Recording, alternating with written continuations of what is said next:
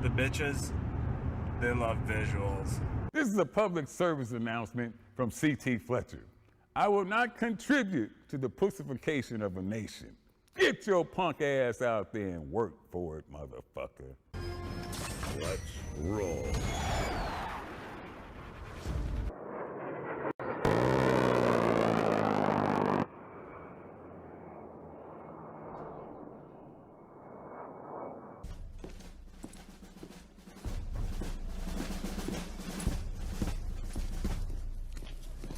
Morning, Sergeant Major. How do you know what kind of goddamn day it is?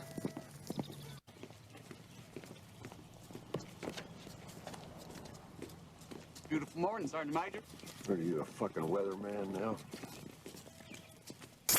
You're listening to Sergeant's Time on WTF Nation Radio.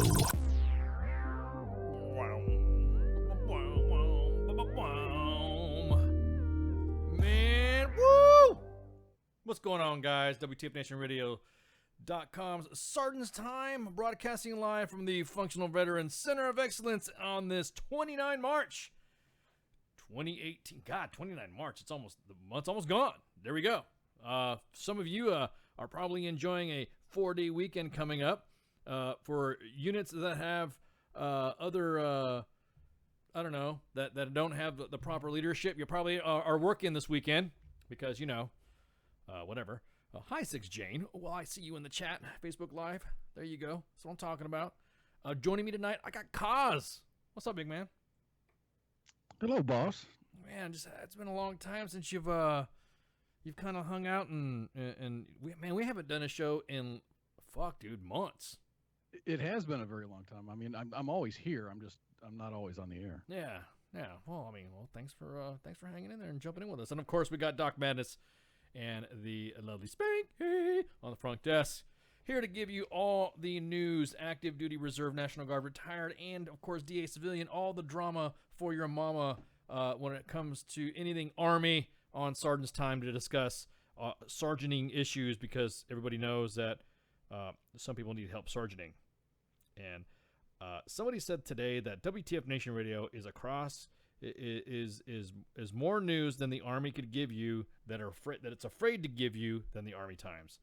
So I mean, without breaking Persec, I could have said, thank you, but I just like, oh really? Oh, okay, cool, whatever. You know, I kind of blew it off. So I would have called him an asshole. Yeah, I should have went big Army on it, huh? Fuck you. Yeah, I should have went, fuck you. They're a detriment. But no, no, that's just how I react to compliments. Well, no, it was surprised. So I was like, it's pretty cool. iOS update, big iOS update is out. Update, secure your shit. The security of your shit. Oh, go on. Yeah, it's a big one. It's 11.3. Damn. I think, but yeah, it's a big one. It's like relative to the little patches that they make to keep Zuckerberg happy. Oh my God. Yeah, what's up with that? So some learning today. Some of the individuals talking about phone security and phone password usage and facial recognition type stuff. Interesting information that I got today. Getting some training done. Great stuff. Now that you mentioned that. So anyways, if you can build it, somebody's already hacked it before it's out in production. Yeah, man. Exactly. It is. What's sad, the fact is that they're with the advent of this technology is now the Army is so quick to try to innovate and transform into a rapid. I mean, cause look at the projects and stuff that you work on in your line of work.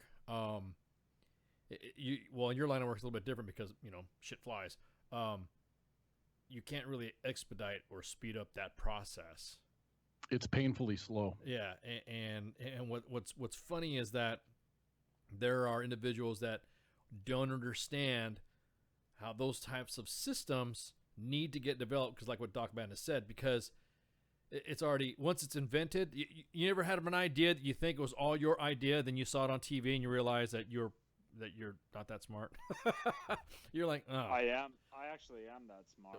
Well, I'm just saying, you know. I just don't fucking. I have no nurturing instincts to fucking. You just don't share.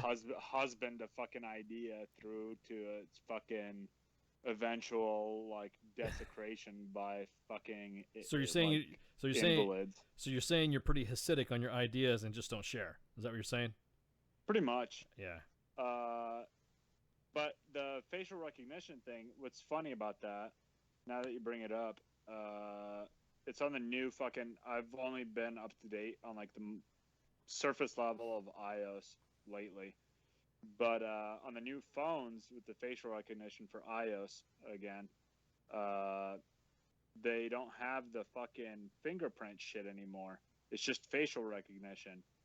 And why do you think that is? Well, it's because the NSA has already collected all of your fingerprints, and now they want fucking retinal scans. Glad you know what, you brought that up. It's a linkage, dude. Yeah. It's all about linkage. Let's update all my contacts, throw them in there, fucking bam, retina scan, good to go. Yeah, but if does it work on Asian females yet? I was about to say, with or without makeup, and I don't know, is it the whole retina or half retina? We're talking about Asians. It's not a foreskin, man. It's a retina. No, because some of the things right now, one of my fellow senior NCO peers is having drama with a soldier that was trying to fight UCMJ because they was trying to give him his pin. And he's like, you will give me the pin. I'm like, dude, you can't ask a soldier for a pin on his phone if he doesn't have it, or you have reasonable doubt that he's fucking no shit committing a crime with his fucking phone. And it's in an area that's not declared as a hot zone, where meaning you can't have a phone. You can't ask a soldier to give up his fucking phone and then ask for the fucking pin. Yeah, dude. You can't do that.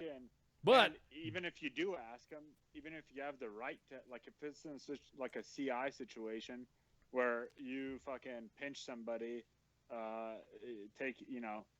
taking off with unsecured shit on their fucking phone, you could fucking tell them all you want to give them, give me the password. They're gonna be like, fuck no. Yeah, exactly. So what are you gonna fucking do to me? Yeah, exactly. So I had to tell this first sergeant, when his first sergeant and his friend, and all that.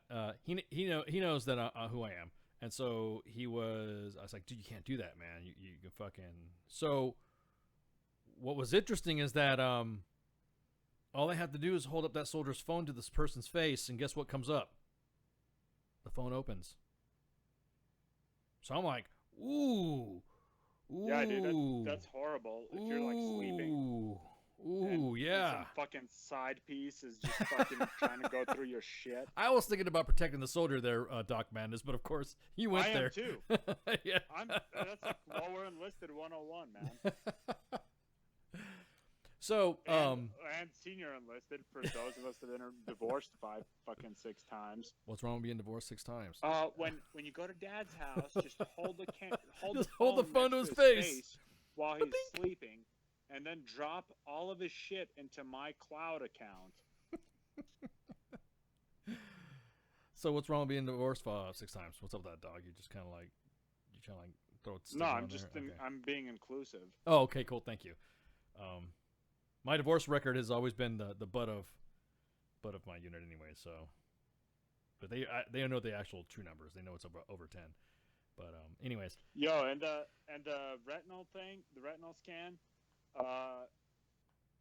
you couldn't pull it off off of. I imagine that even with the older version of iPhones, like the 7s.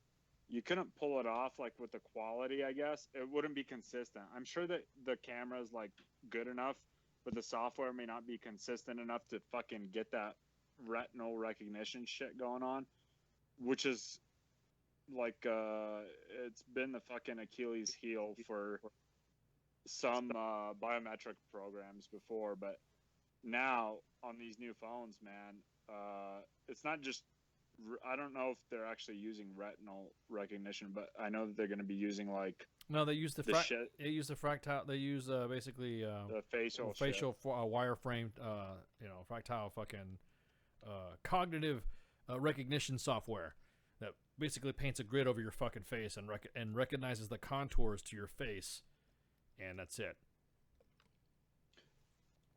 So I wonder if you could beat it with a mask then. Well, I don't know. Like some Hollywood moulage. Or yeah.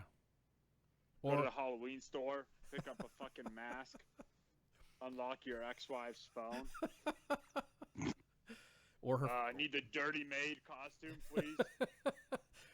Morty, dude, again, see? You all see that flash? My shit just flashed again. So there's a green flash that when I broadcast, and you guys don't see it, you guys might see it as an interruption, but every time on my workstation here, my studio stations, I get a green flash that goes across all my screens. Like someone took it. Look at how you get a snapshot of your fucking phone when you're doing a screenshot.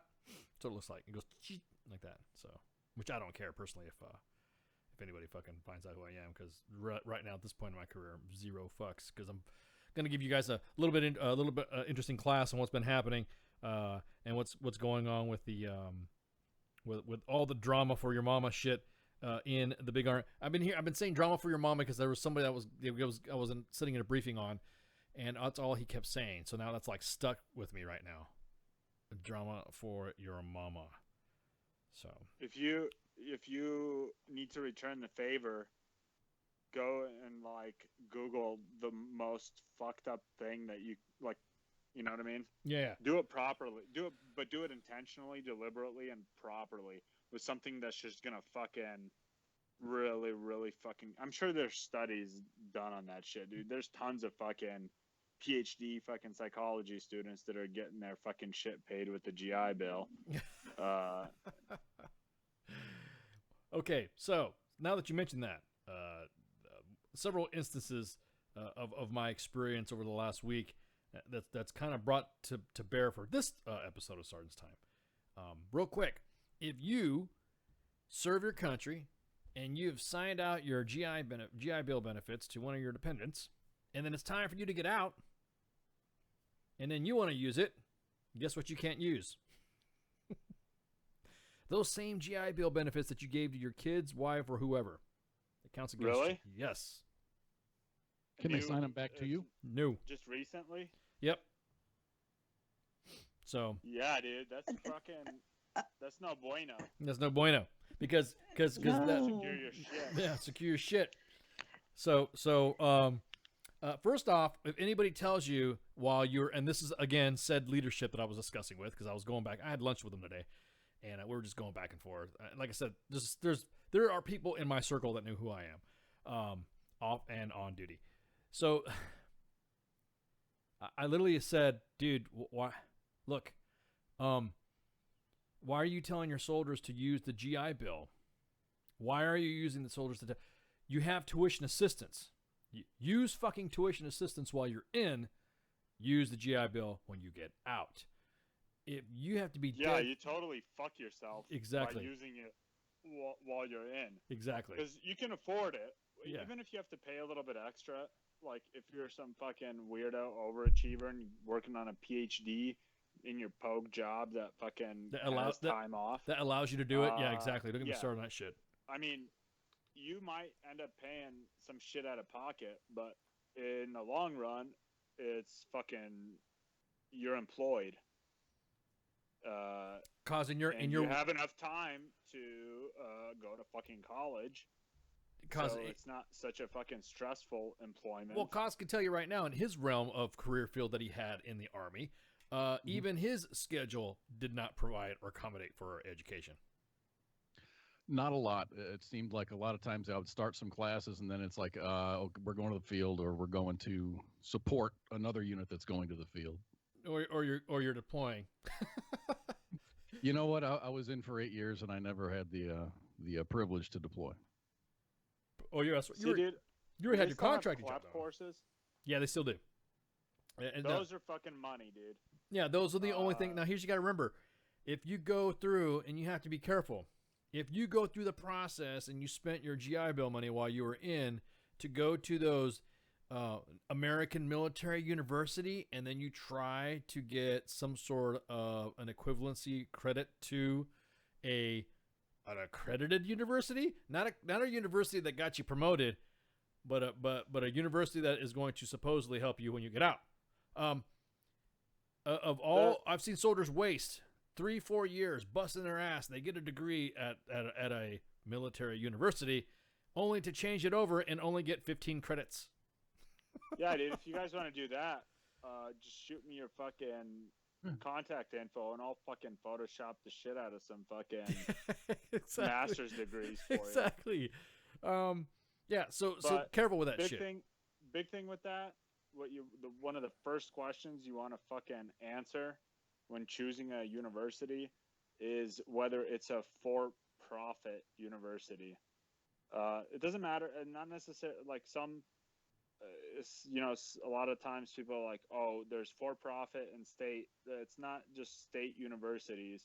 There's city universities, shit like that. Like non-profit fucking shit that's run by religious organizations, I guess. Just keep an eye out. That's like your first greatest indicator, in my experience, is for-profit. They have to disclose that shit in that fucking Jehovah's Witness paraphernalia that they're trying to fucking suck your dick to whenever you go to their campus. What's it called? That Watchtower or something like that? That propaganda they stick in your mailbox? Yeah, it's the Watchtower. No, they don't stick it in your mailbox. They'll pound on your door until you answer it. Yeah, dude, man, you better. Yeah, they'll stick it in your crusty fucking undies. Dude, after they're done sucking you off. You better be fucking Jesus knocking on my door. Don't be talking to me about Jesus knocking on my door. You know what I mean? You better be. You better be the fucking Almighty. You better. Because after after a long night, I'm not gonna go that far. Well, I'm just saying, if you're even I don't blaspheme. Whatever, dude. No, you're right. I do. That's standards. What to say? Me and JC are on our own waves, though, man. Of course. So, anyways, so that was the discussion. Is not only we're talking about issues with the way education's being handled, but how the trickle of information gets down to the soldier from, because if you think that leadership, first sergeants and CSMs put out bad information, they're getting it from bad CSMs too. They're getting it, you know what I mean? They're not sourcing their shit. So when I'm hearing about this stuff and I'm hearing, hey, where'd you get this information about this fucking phone shit? Sergeant Major. Oh, dude, really? So I had a one in and source, bitch. Yeah, source, man, source it, because I guarantee it, you will end up screwing yourself. Because one thing I learned about my first sergeant time is that once you are under investigation, for some reason, all that friends, loyalty, and shit like that goes out the window.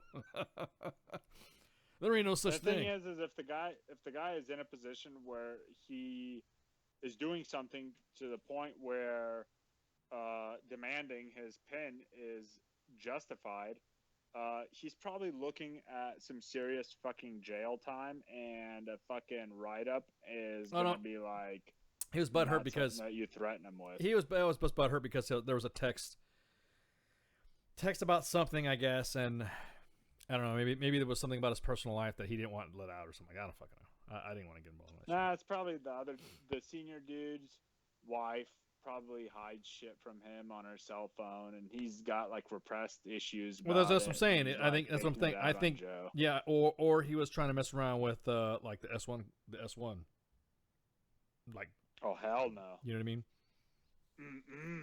No, I'm not talking about the S1 like as in the whole shop. I'm talking about the S1, like the officer female S1. That is the S1. So you want to get some of that swan, huh? Woo woo. But anyways, yeah. So that was kind of like some of the things. Yeah, just some of the shit we had discussion. It was pretty good. It was good. Like I said, today was all about meetings and discussing leadership stuff. And of those that know me, I said, hey man, I'm going to talk about this shit on the air. Are we cool about this? I'm like, oh, yeah, you can talk about it. Because then I went on some fucking rants that everyone was laughing about, too. And something about the fucking university or the school shit. You guys got to use your head, too. A lot of these fucking for-profit universities that cater to the fucking active duty military, they're gonna provide you with programs that you can do like while you're fucking doing other shit. They specifically cater to that, and in some career fields, I'm not sure, man. From what I've heard, it's like for senior ranks, it's almost like probably across the board now. I don't know how that shit like works now, but you might not get promoted, or you not so may much. not get. In other words, it doesn't ding you, but it is a, if you do have a degree or something like that, it all of a sudden it becomes, it's not an issue until someone else has the degree, if that makes any sense. Yeah, dude. You know what I mean? Like, it's like everyone's worth yep more than your blue cord. yeah, everyone's like, yep, okay, he's got that, he's got this, yep, he's got that, and then all of a sudden, And oh, he's got a degree. Oh, well, what's the degree in? Correspondence course taken in fucking basket weaving at fucking AMU. You know what I mean? I don't want to sit there and talk shit about AMU, but I'm just no, dude. That's the thing. That's what I'm saying. Is like, be aware of that shit. If that's something like that should be done with your fucking Joes. If you're an NCO, like as part of professional development, you're fucking telling them like for their career field what's necessary to get promoted in the higher ranks. That way they're knocking the shit out when they're a Joe and they don't have a lot of, fucking Joes running around losing shit that you have like no time to even sleep. So knock that shit out if you need it, think for the future too. I imagine that it's potentially going to become a requirement at some point for some career fields. Yeah, I mean, and it's only because if you have a basic knowledge, but if you have a basic knowledge of some college, what ends up happening is that you have to have that basic knowledge of just how to write a paper or how to comprehend English, comprehension or something like that. When you're getting up to, I thought it was the fucking ASVAB was for. Well, that's just saying that you can, but you know what I mean? Yeah. Ridiculous, but still, man, like, I get it. I fucking don't like that shit. Why does fucking everyone need degrees? They don't. That's why we have fucking officers, so that you can fucking blame them for shit. Like, you have a degree, fucking, you fucking are responsible. Well, I mean, there you go. Cause you're in your experience in your career field, a degree as opposed to as opposed to the knowledge and technical know-how is kind of like not. In other words, your technical know-how is more important than having a degree, right?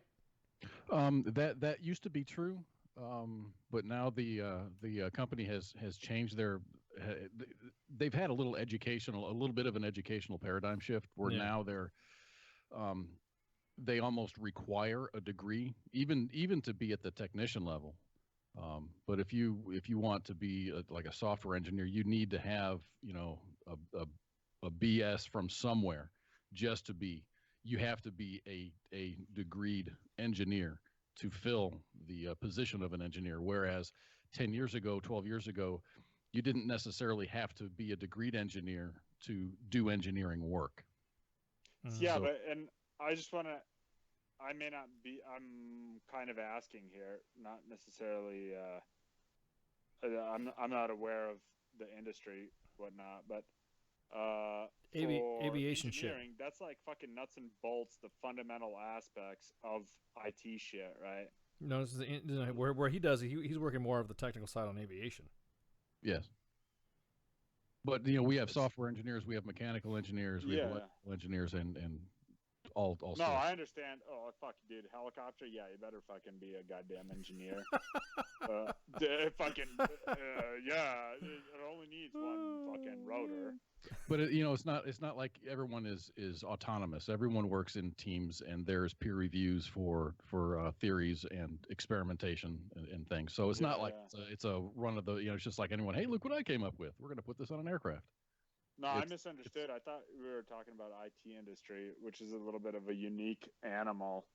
But I know of some hackers. I know of some hackers and people that are really fucking. They're natural and they don't have degrees. You know what I mean? Yeah, but those people don't fucking have jobs. People fucking try to find them to like suck their dick to get them to like pen test their shit. No, I know, but what I'm saying though is that that's the same thing about soldiering. It's the same thing about the military. Yeah, it's a no, craft. I agree. For leadership, it's a craft. You either have it or you don't. You either. And we have NCO professional development shit too, man. Yeah, and it's improving, and we've added another block now to the NCO professional development shit. But my point being is that, well, actually, I'm gonna follow up with some of this shit in a minute. There is some drama going on right now with the Sergeant Major of the Army. And he wants to join ASFAB, doesn't he? He's like, fuck it, I'll give up my fucking E18 or whatever fuck rank they're trying to introduce now. And he's throwing glitter. That's still He's daily. like, I'll give up my pay. Yeah, I just want to be an SFAB. He's throwing his glitter around. SFAB, hey. It's gonna look glorious in these new fucking pink and greens. Hi. SFAB. Welcome to SFAB. Loser advisor.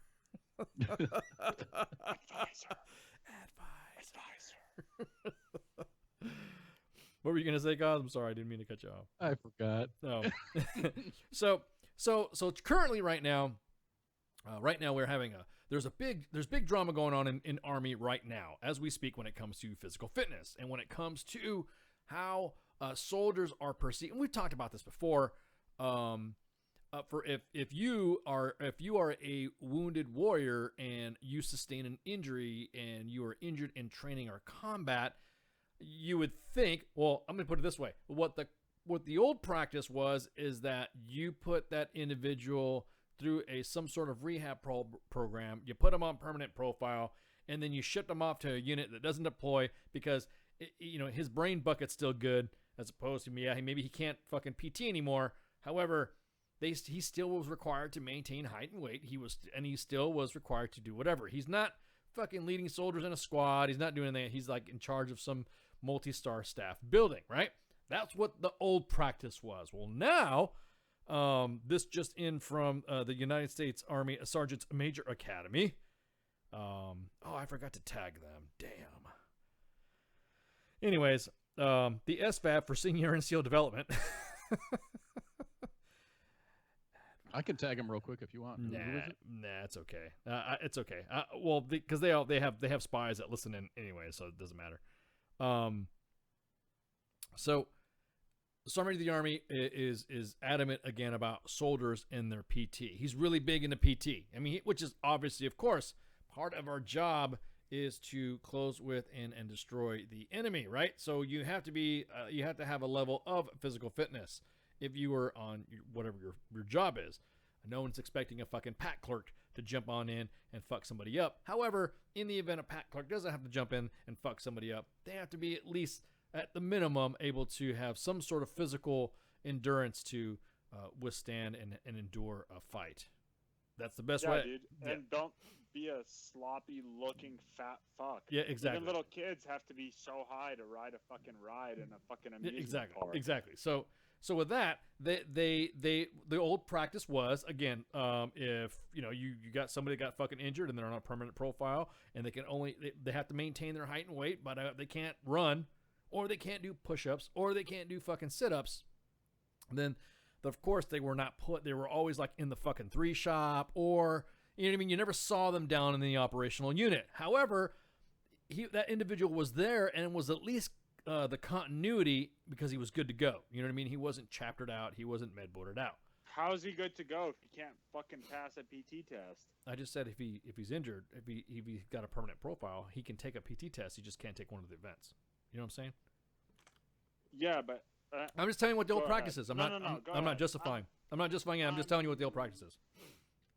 So now the Sergeant Major has had enough. The Sergeant Major of the Army has had enough with people that are broke and fucking all this on profile. I agree with him, although it's draconian. However, here's what he's saying. Quote, if you have a profile for lower extremity and you were excluded from assignment or anything that would that would prevent you from fucking do any fucking thing that has to do with your physical ability, then your non-deployable process for separation. His quote, don't worry. But that's disability, right? there. But yeah, hang on. Medically retired. Yeah, but hang on. His words. Hold on. Does your dick count as a lower extremity? Like, does your dick not touch your ass? Depends on how far You it get touches. chaptered? Depends on how far it touches. But he even says, "Hey, don't worry. The VA will take care of you." This is a mentality now. I'm talking about the mentality and shit. So, this straight up, the Army will take care of you as a civilian. If you know what, if I'm a civilian, the Army's not taking care of me anymore. It's the VA that's taking care of me. The VA is. It's a completely different department. So the new APFT has no alternate events. However, the gender-neutral PT test, in order to score a high enough score, there is no way even a CrossFit chick will be able to accomplish some of the exercises for the gender-neutral APFT. So that's like whatever. Oh, the times have changed. Yeah. So the new APFT will have What no. the fuck is a gender neutral APFT? A bro? gender neutral APFT, meaning that me and Spanky have to do the same amount of push-ups, and me and Spanky have to do the same amount of sit-ups, and have to do the same That's a amount. new thing. They do it. It's like they don't have a gender one anymore. No, they're talking. This is what he is proposing that he want, or Oh, some of I it's see, I being. see. This is what he wants to implement. So he of course he's talking about some of the things. He's like, he doesn't understand how is it that we chapter people who fail the APFT by 1 second, but we keep people that can't do the event, which is true. That's a good point. That's valid. You know what I mean? So no big deal, right? He's also saying that if you don't have a platoon sergeant, if you don't have platoon sergeant time or first sergeant time, you won't get CSM time. You won't get to be sergeant major. You don't get to be a CSM. Does teaching a fucking platoon of boogers to kill other boogers count as platoon sergeant time? Well, I'm glad you brought that. Asking for a friend. Asking for SVAB. Well, yes. SVAB now is considered an exceedingly you'll be exceptionally qualified for promotion. So if you do any time as advisor, then you will get everything waived. It would be as if you were the fucking platoon sergeant and the first sergeant and the CSM at the same time, and you will be promoted to your next rank. And you're gender neutral and transgendered at the same time. Of course. They're making it so complicated. Naturally. Well, this is what the issue is. I don't have a heartbreak with it. With the APFT stuff, you really, if you're gonna have a new APFT, I'll be honest with you. I've been in units that the APFT was a warm up before we did PT. If that made any sense, you know what I mean? Dude, they should. I mean, here's my 10 cents. Whatever. I'm not sure if that's keeping up with inflation, but fucking, it's instead of throwing out these good idea fairies, not directed at the gays, but instead of fucking, sitting there and fucking tweeting, oh, we're gonna make a gender neutral. I don't know how it came out, but like whatever. Just fucking take a population sample, random population sample, task like in each fucking brigade, a platoon to fucking run these events with a new proposed new thing and see what the fucking results are. Oh, they have. They have. And I mean, they have. So obviously, they have because in speaking with some of my individuals that work on the other side of the fence, more males are failing the gender neutral APFT than females. Is like lactating into a bottle part of the fucking test or what? No, dude. Because you could milk your. No, man. Women. Some of these women coming in the military nowadays, or some that are taking that did the test, are fucking. They're like fucking. There's guys. Come on, man. Think about the moob movement or the dad bod movement currently going on. You know what I'm saying? How the fuck are you gonna expect somebody who can't even do fucking push-ups or sit-ups, and then you got these P90X chicks or fucking CrossFit chicks that come in there? Fuck them, dude. How can you expect the fucking goddamn AIDS-infested P90X person to do proper targeting behind a computer and then run ops afterwards. Well, there you go. That's what I'm saying. You know, endurance means everything when you're taking those protein shakes. But my point being is that they're finding out that, and they're grabbing a pull, and they're grabbing a pull on, like, for instance, they say, hey, we have these guys that scored this high on their APFT, and we have women that are scoring this high on their APFT, and we're all going to bring them together to do the gender neutral PT. What ends up happening is that the guys are fucking scoring lower than the females. I don't know, man.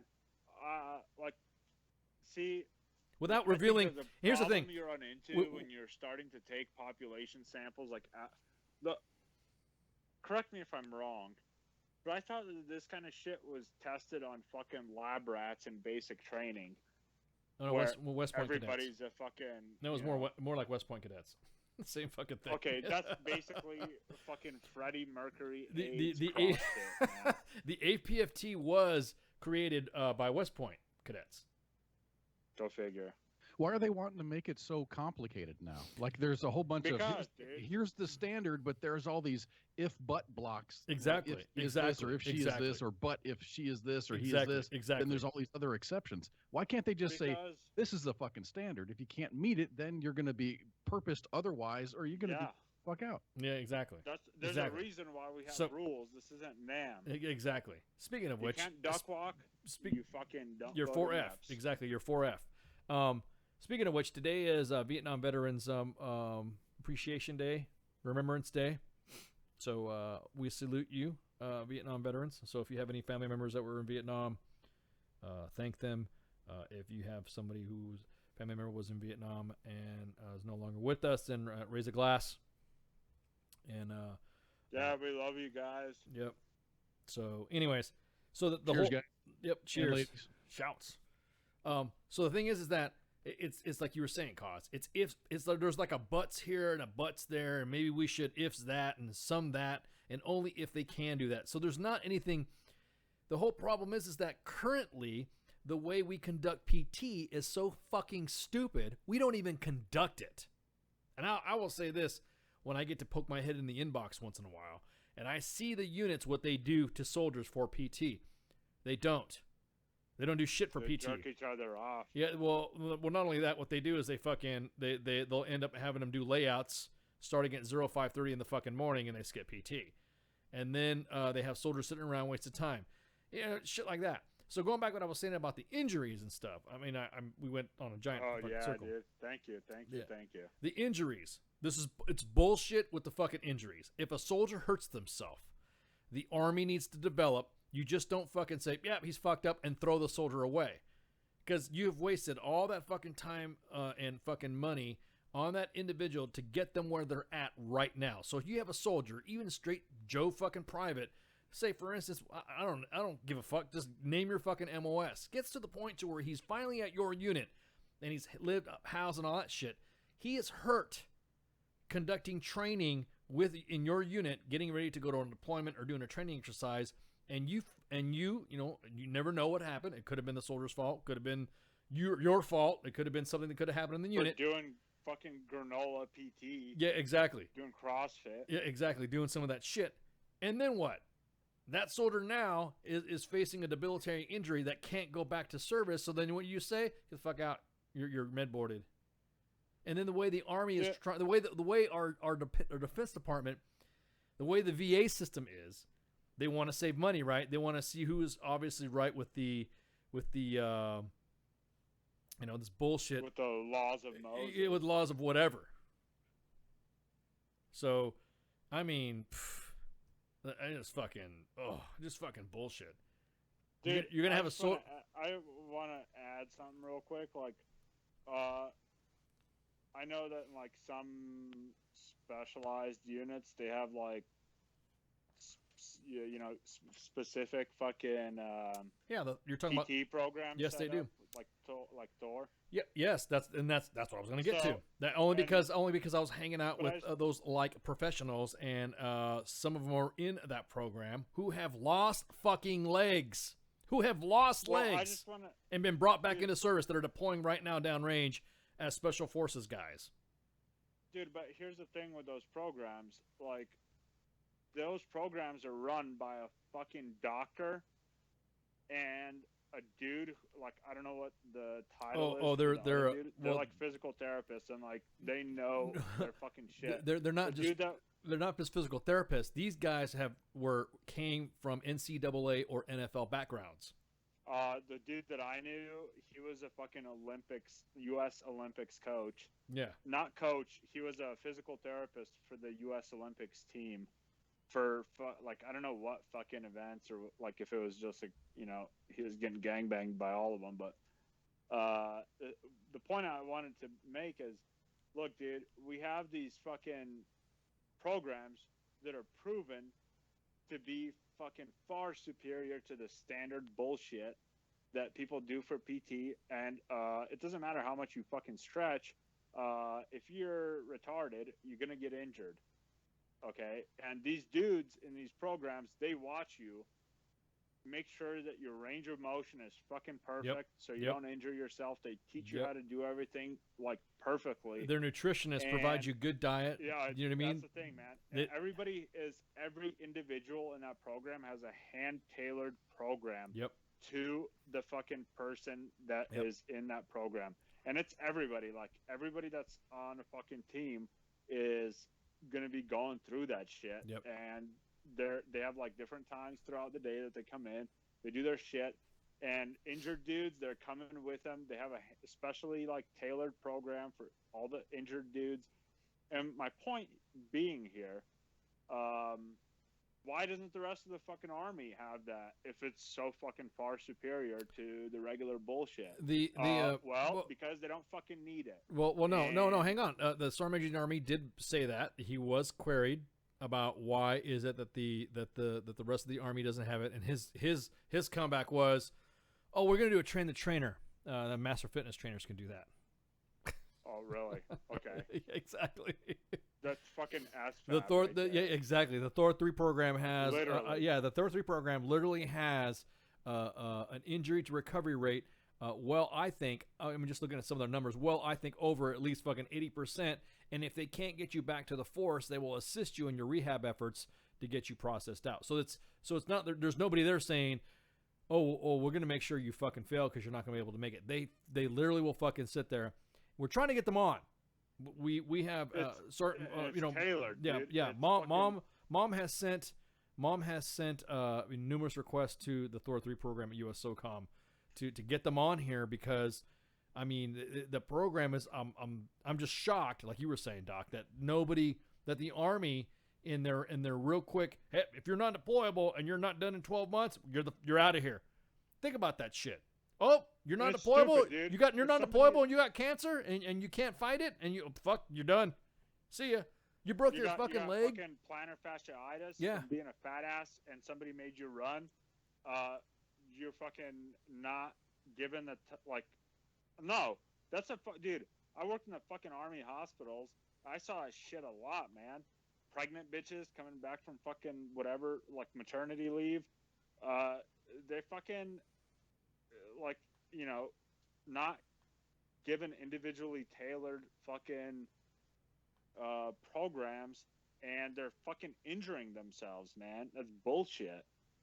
Like, a lot of those injuries are going to be because fucking people, like, you're going to have SF dudes that are worried about fucking going to a bunch of fucking specialty schools, maintaining their certifications on their fucking downtime when they deploy every fucking year. And instead they're going to be fucking trying to keep up with some granola fuck AIDS infested like chick, so that they can CrossFit to the Army standards. Jesus, man. What were you saying, Kaz? So these I mean, because these females are coming back and they're wanting to get back into their fighting shape, and back into the regular Army after their maternity leave. They don't have the proper knowledge or training to do it correctly, so they're injuring themselves. Is that what you're saying? Yeah, Doc? that's what he's saying. Yeah, that's exactly what I'm saying. And they're not gonna, dude. And the thing is, that's fucked up is, I guarantee you that there's chicks out there that have come back and they were expected to take PT tests like right away, and that like would immediately fucking start a negative trend. to Yep. like, dude, it's all about negative fucking reinforcement, right? Like if instead you had fucking leaders that were like, hey, let's create a fucking positive environment for these people and put them into a program where they're fucking given like rehab, like after they fucking just delivered a kid and spent their maternity leave, like, oh, you know, spending time with their fucking kid. They finally get that parasite out of their fucking body. And they can't Like- even, and they can't, and you don't even know, you don't even know the status of what happened with their pregnancy. Not everyone nowadays, not all women have the same. There's no such thing as a typical pregnancy for a female service member nowadays. Yeah, and then they're gonna be like, they're gonna be like, fuck, man, I dragged another human being into this world. They're gonna be all guilty about it. Yeah, exactly. Fucking- Yeah, and then you can make them feel like shit. yeah. Yep. So my biggest thing is that the the before you start saying all these soldiers here, because the way I see it, and you know another colleague of mine said, it's almost like the Sergeant Major of the Army is now saying we're throwing you away. We are throwing you away, and we're just and it's true. You're basically being thrown away. You're being discarded because then you get told, oh, someone else could do it. That's insulting. As a soldier that you've raised your right hand to, that you're serving your country, and you're going to be told, hey, sorry, I know we broke you, we fucked you up, and we, you know, we did this, and now, and because of what we did, or because we didn't allow you to go to the doctors, we did not allow you to go to fucking sick call. We sent you out to JRTC on fucking crutches to exacerbate the issue that you already have. 12 months, you're gone. Don't worry, the Army will take the VA will take care of you. That's a fucking cop out. The VA, well, if you commit suicide, the VA is fucking gonna save money too. Well, I mean, we get fucking. No, I'm just saying, dude. Like that's fucking what they're setting shit up for. No, that's what I'm saying. That's exactly what they're doing. Responsibility instead of fucking changing fucking rules. As a sergeant major of the Army, like you know, fucking dictate to leaders ownership of their fucking subordinates. Exactly. A fat fuck doesn't become a fat fuck because he's a fat fuck. He comes out of basic training. He's not a fat fuck. He shouldn't be. Somewhere along the lines, he becomes a fat fuck. That means that you his allowed it fucking to happen. NCOs, Yeah, you allowed it to happen. Fucking failed him. Yeah. That's how you fucking fix it, man. I was gonna mention something along the same lines. I mean, the buck stops with the NCO, of course, and now it seems like, you know, the buck stops with the Sergeant Major of the Army, but now he's kicking the can down the road and throwing it into the VA's hands. Oh no, that's what I'm saying. That's bullshit, dude. Kick out NCOs that fucking have fat exactly. COs. Failure of subordinates is a reflection of leadership, man. Golden fucking rule. Well, I mean, and the thing is that is we keep kicking. We're moving it down to responsibilities. You know what I mean? You know, some old school leadership told me one time back in the day that that there was a PT problem, and it was, oh well, you know, fucking don't worry about it. That's the you know, that's fucking, it's an attitude thing. It's oh well, if the kid, oh, if he doesn't have PT tests and he fails and he doesn't fucking make it and he's overweight, oh, we just give it to the we got a soldier that fucking does it for us. What do you mean? You got the special pop guy. You know what? I would be livid. First off, if another NCO came and took my soldier from me and said, I'm going to train your troop, ICE. And I'm going to be like, no. That's like taking your fucking kid. That's like someone taking your kid and saying, I'm going to raise it better than you. Even though, because you know you do that. You fucking show up to an organization and you're a first sergeant or you're a platoon sergeant and you want to give your guys a diagnostic APFT and the first sergeant gets a whiff that your soldier might have some issues going on. Then what? Then, well, that person needs special pop. No. let me fucking train. Team leader responsibility. Yeah, man. exactly. Straight down to the buck sergeant level. That's where the fucking, you know, that's where the axe meets the stone. The rubber meets the road. That's your biggest fucking thing that you do, man. Whether you're a fucking E4 mafia that's in charge of a fucking team or a fucking whatever, it doesn't matter what the rank is, man. Like, if you have dudes that you're responsible for, like, you need to be aware of, hey, this dude's fucking wearing maternity fucking uniforms. Maybe we should fucking don't be negative about it. No, Again, I mean, if it's genuine, if you walk into, there's a book called "Don't Shoot the Dog," less than 100 pages. I recommend it. That should be fucking E5, fucking NCO professional development, and done. That's it. That should be the only thing that you should be required to fucking read. But no, my biggest thing is that you're starting to lose control when you say, it's almost like you're absconding your responsibility. You know what? Fuck it. I failed these soldiers, so I'm going to put them out of the Army and let the VA handle it. That's the way I see it. Well, dude, and another thing to add on top of that, instead of fucking taking the problem and addressing it at the level where it should be addressed, which is like the fucking NCO level, they're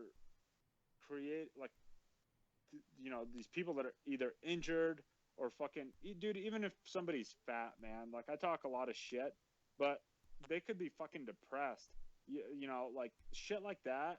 Could be because your fucking team leader is a fucking piece of shit. Of course, and doesn't and the kids never had any. Yourself. Yeah, exactly. It's a comfort zone. Well, that's not the point. The point being is that the team leader just ignores the troop. If you're sitting there, if you're a fucking leader and you're more worried about doing, fucking Snapchat and fucking swiping left and right, whatever the fuck you do, then you're fucking wrong if you're an NCO, especially at work.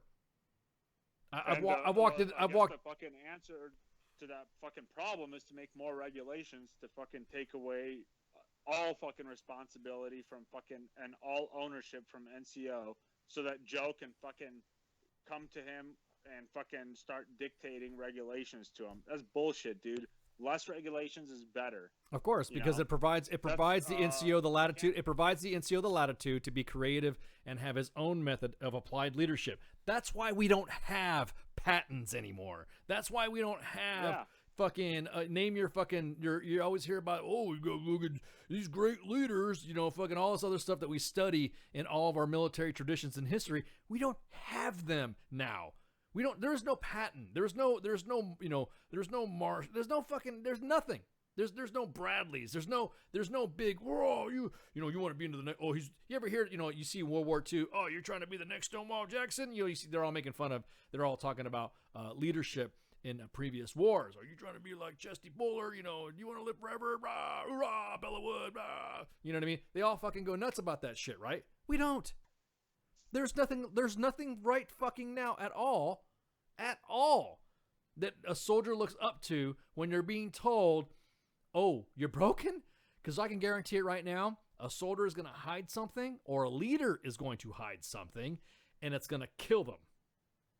Yep. Because they were afraid that they were going to get put out within a fucking year. The messaging for this thing, the delivery for this whole fucking thing stinks to high hell. You don't sit there and tell... It's stupid, dude. You don't tell a fucking soldier... Yeah, exactly. Exactly that. You're creating the conditions... Like one of the stories that we've had today that's right now in the news about a veteran who killed himself in a VA center in fucking St. Louis. In the waiting room. Yeah, dude, this fucking bullshit. So you are exacerbating the problem. You're exacerbating the fucking problem. Yeah, Gavin, airborne. We don't have no Gavins anymore. We don't have no Ridgeways anymore. We don't have anybody like that anymore. There is nothing right now a soldier can look up to right now. And I'm telling you right now, I'm looking at this shit and like, God damn, dude. Fuck, is it really? And I'm looking back, is it really that? I mean, when we hear, when Sergeant's Time plays and you hear fucking, oh, well, what are you, Army, what are you, a fucking weatherman? Who are we talking about? Who do I idolize? I idolize fucking Sergeant Major Plumley. Officers are all over fucking Hal Moore.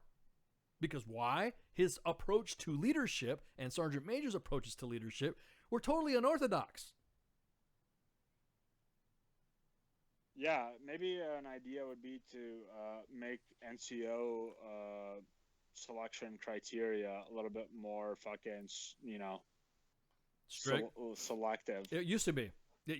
Back in the day, it used to be the Non-Commissioned Officers Academy. It was because it was an academy environment. I'm just saying, like, if we want to fucking create more regulations, let's fucking do it at a level where we fucking Yeah, limit but the Doc, amount of they don't- people that are becoming non-commissioned officers that are creating these negative environments, Doc, that they're are not even- creating like your Joe is your property. That's your sensitive item. Exactly. It's broken. Exactly. You fucking are the one responsible. Exactly that. For it being Exactly. broken. Preach, man. Exactly. Exactly. Totally fucking agree with that. And if someone else is messing with your sensitive item, what do? You tell them to back the fuck off. Do you let somebody grab your fucking weapon while you're holding it? No. The same thing with your Joes. Sarge, you don't. Break the wrist. Walk away. Exactly. Fucking unreal, dude. I just fucking shocked. And everyone's like, oh, you're just fucking, it's a different army now. No, it's not a different. The army's always been the fucking same.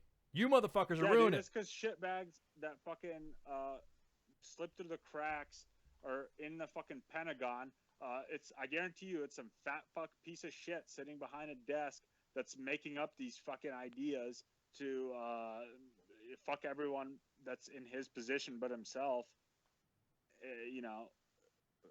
Jeez, dude. We're going to take a break. Yeah. It's about that time. It's about that time to take a break. I gotta go take a shit.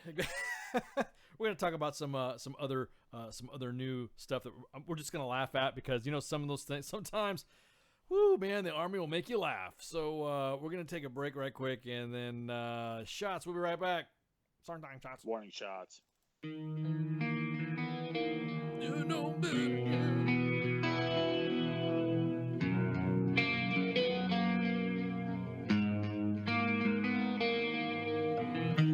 Hungry for another taste. You stumble around the time you waste, and your table's overturned. Sooner or later you crash, then you burn. I think I wanna die tomorrow. Are you gonna be with me? I think I wanna die tomorrow, 'cause I'm out of time and I'm out of my mind. Simple ways come and go. Still I love the way you turn me on. I just can't find the words, 'cause everything I say sounds so absurd. I think I wanna die tomorrow. Tired of being with me. I think I wanna die tomorrow.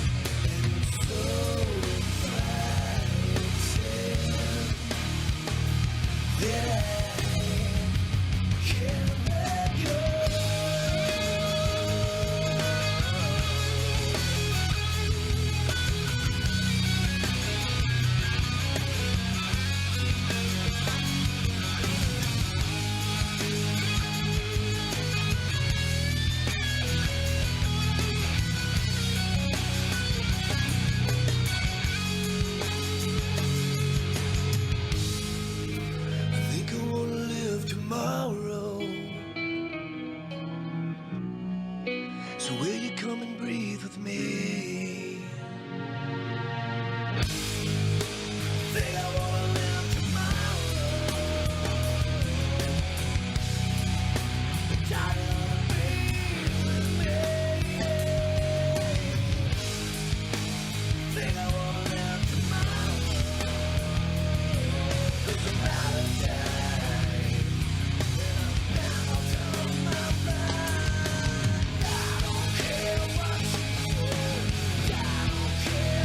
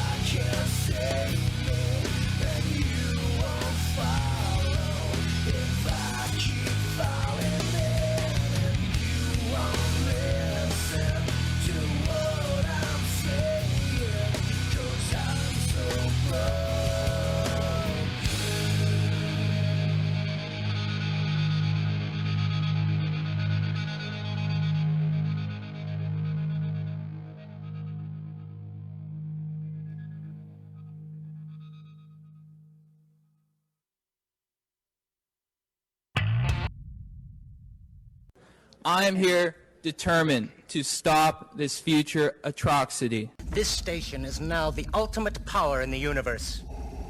I suggest we use it. The voice of U.S. Army, WTF Moments. This is WTF Nation Radio. I find your lack of faith disturbing. Good evening, boys and girls. This is Tim Kennedy. I'm a Special Forces sniper, a Ranger qualified Green Beret, a UFC fighter. Please listen to us and the shenanigans that we're going to say. We will insult you. There will be racial slurs. We will be sexist. We will offend you. But there will be magic, and a unicorn will be raped. So enjoy the show.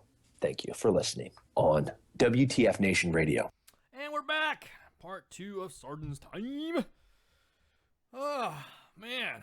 So, after that heated discussion about the, gender PT, Sergeant Major of the Army basically throwing away soldiers, because that's just, sorry.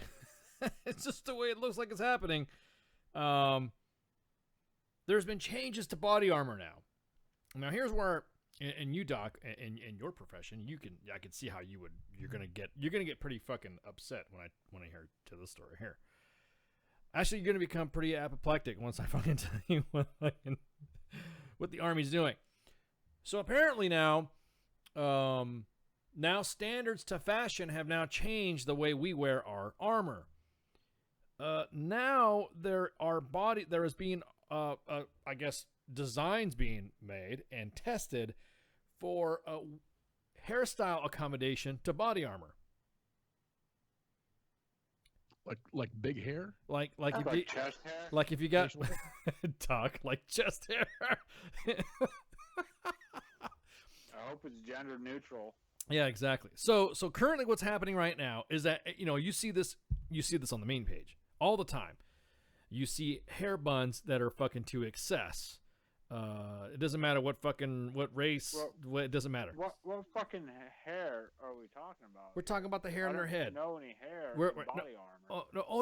No. There is an issue with women who have hair now, and the style of bun, instead of, like you were talking about leaders being leaders and adhering to the standards and making sure that buns on a hair does not interfere with the headgear or the wearing of military equipment.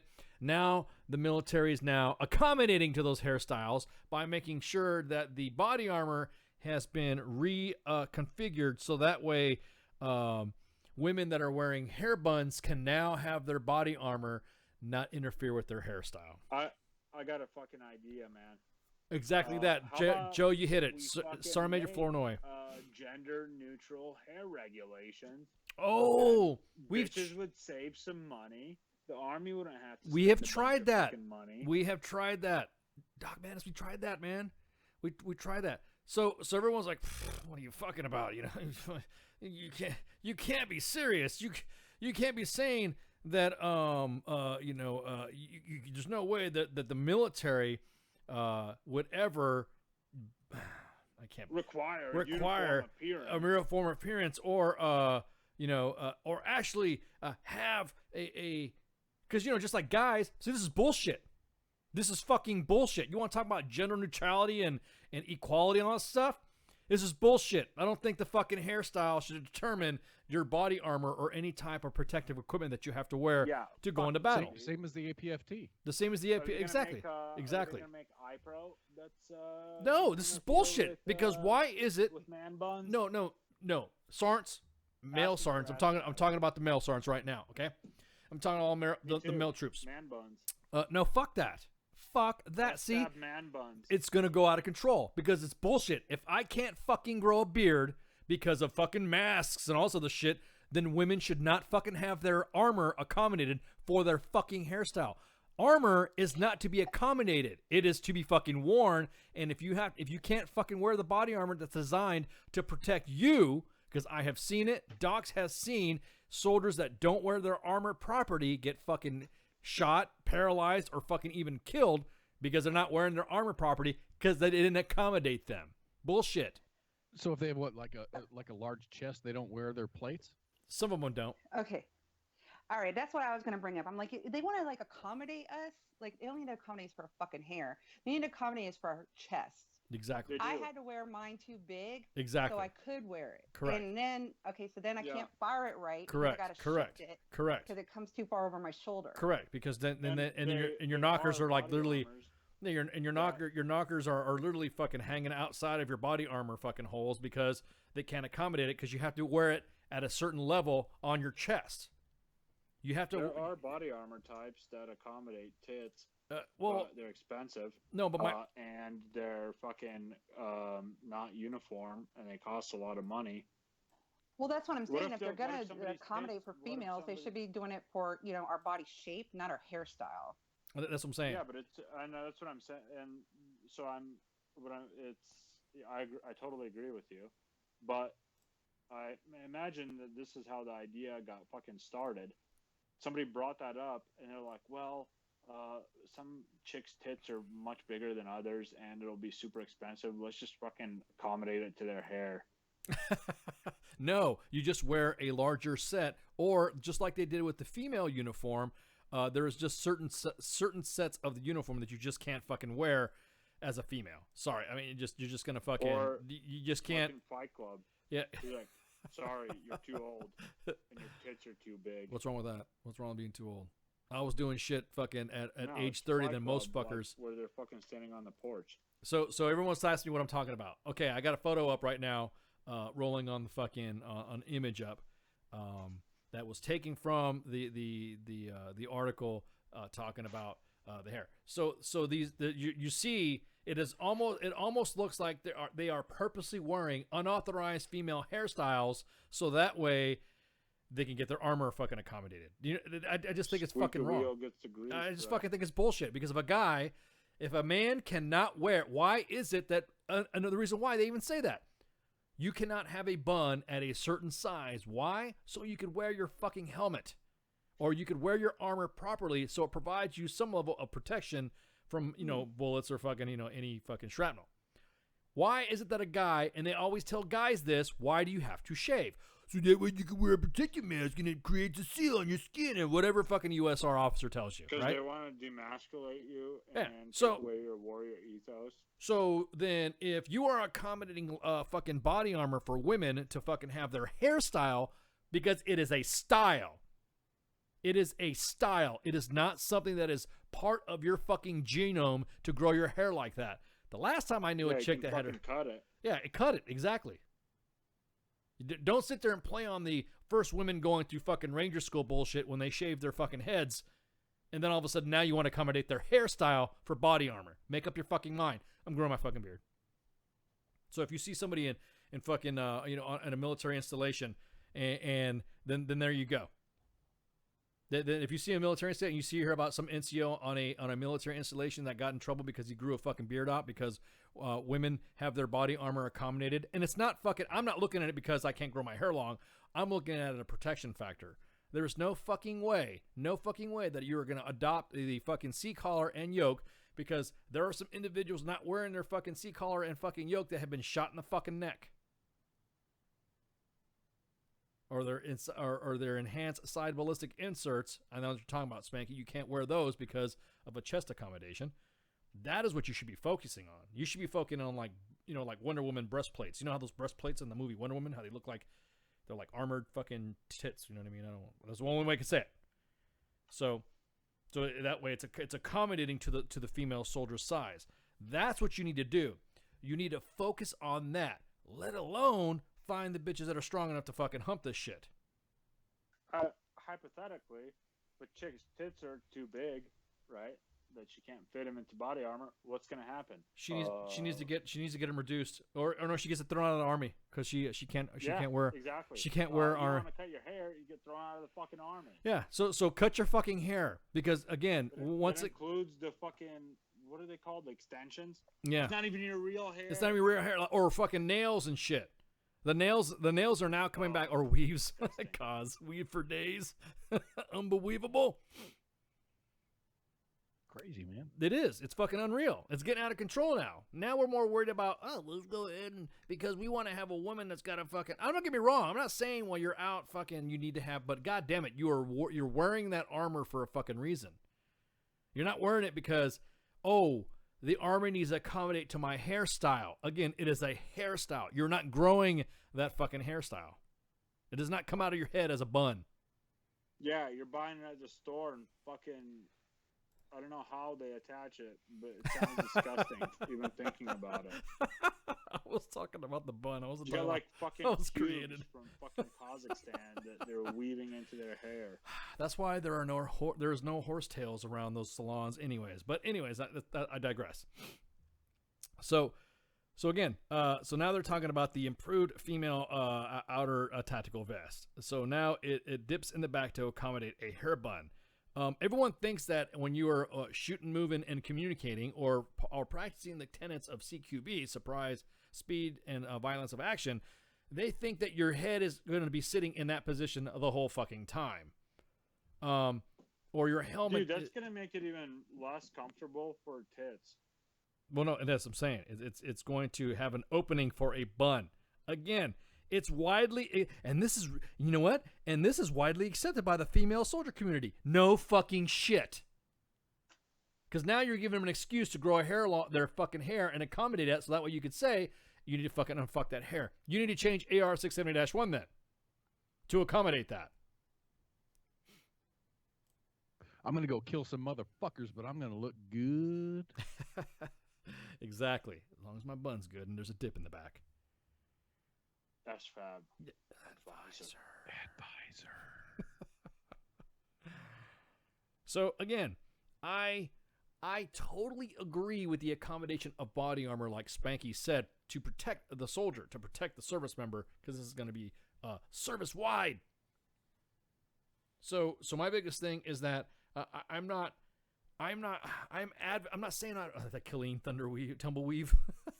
Next thing is going to be dudes with bitch tits are going to fucking ask for those body armors. That's what I'm saying. No, that's what I'm saying. Slope, man. No, it's a slippery slope, because what's going to end up happening is, again, if I can't grow my beard, why can I not grow my beard then? I can grow a pretty big fucking beard too. So, but I just wonder how come I can't grow one? What is the reason the Army tells me why I cannot grow the beard? Well, the first thing they tell you is because it doesn't provide a seal for your mask. The second thing they tell you is because it's against AR 670-1. Well, then why are you creating equipment to accommodate a hairstyle that's not in accordance with AR 670-1? It's a crock of shit. I'm all Tumbleweave. I love it. I'm all about female service members serving. All of them should have, the opportunity to serve. But there are reasons why. What's next? We're gonna accommodate helmets now? Might as well. Why don't we accommodate parachutes as well for individuals that jump out of airplanes? Let's do it. Fuck it. I don't like the way that fucking harness sits on my back because my hair gets in the way.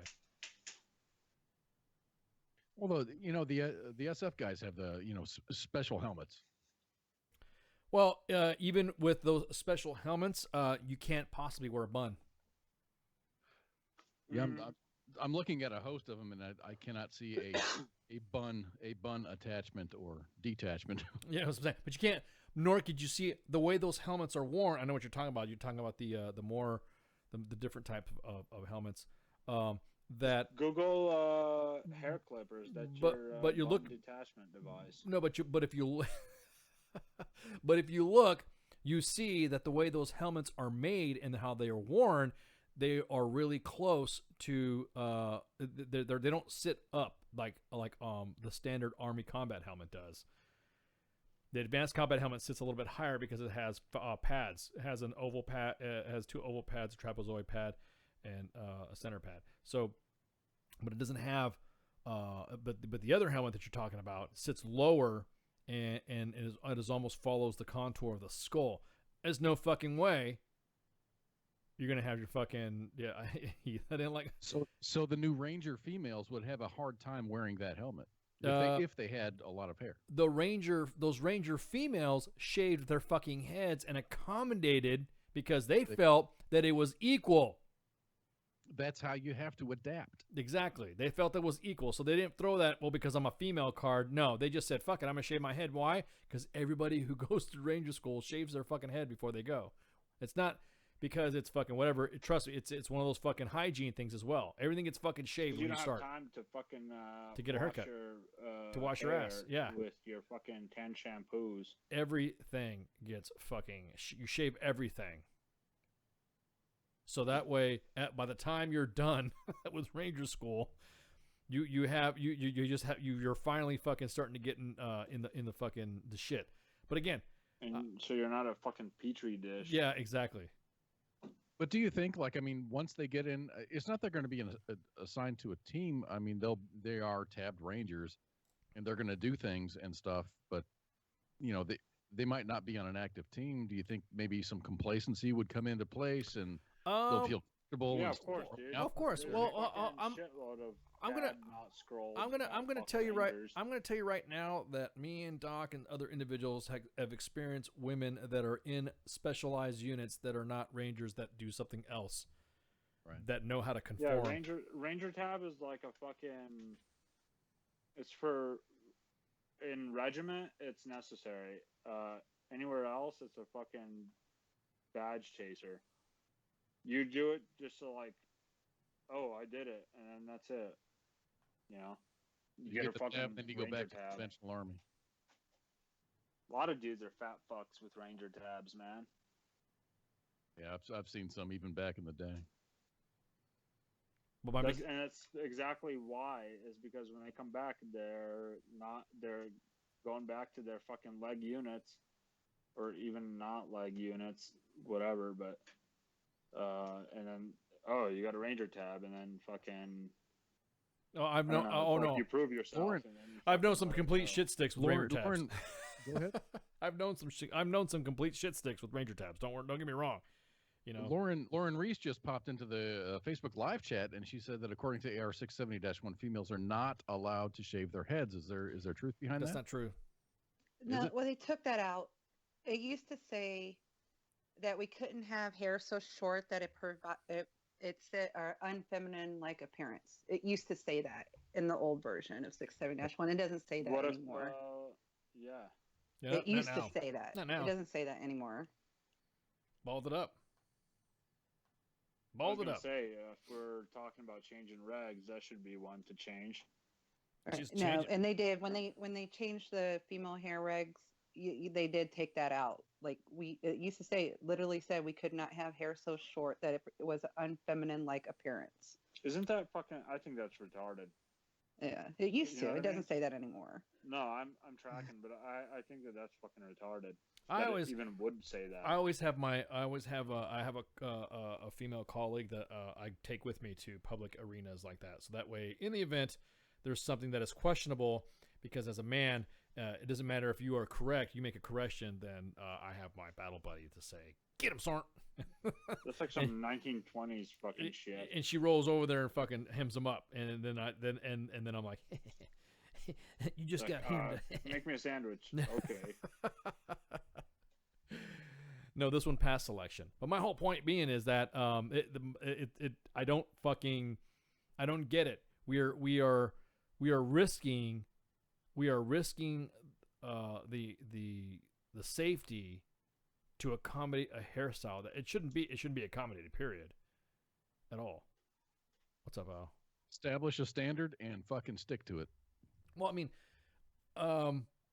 what happens if the Golden BB? You've heard that? Well, you're in aviation, of course. You've heard of the Golden BB.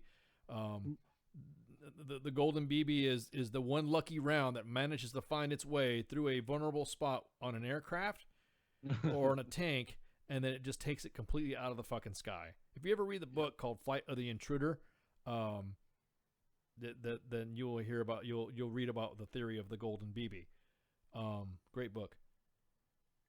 So much shit can go wrong. So much shit can go wrong by that Golden BB. Well, the Golden BB theory is applied here. Because of your accommodation of your hairstyle, then guess what?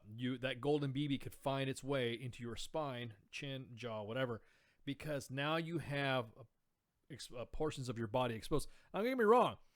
I'm not. Don't make it sound like ICE is bashing fucking female soldiers. I'm just fucking saying that for their protection, we are now going down the wrong path because we're trying to make trying to fucking make an issue out of it.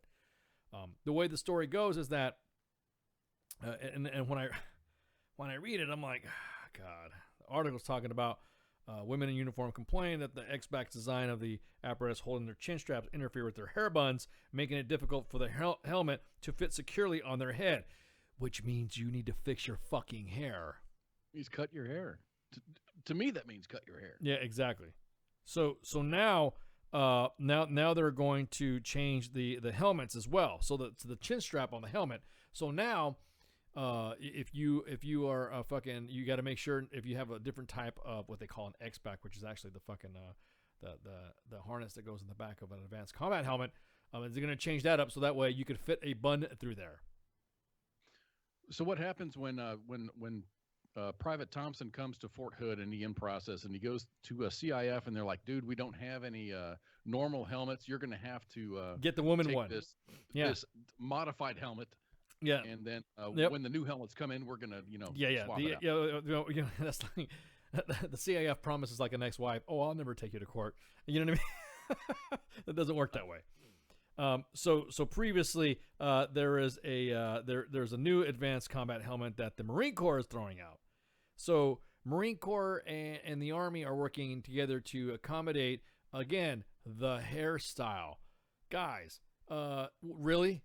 Are we making this an issue when it comes to accommodation or what? Because now the Navy's changing a policy on how to wear ball caps.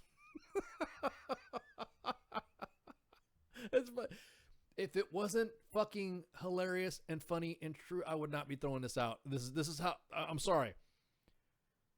How is this protecting us? We're is it me? Are we going back to feel good? Are we feeling good again, cause like the old Army used to be? Are we feeling good?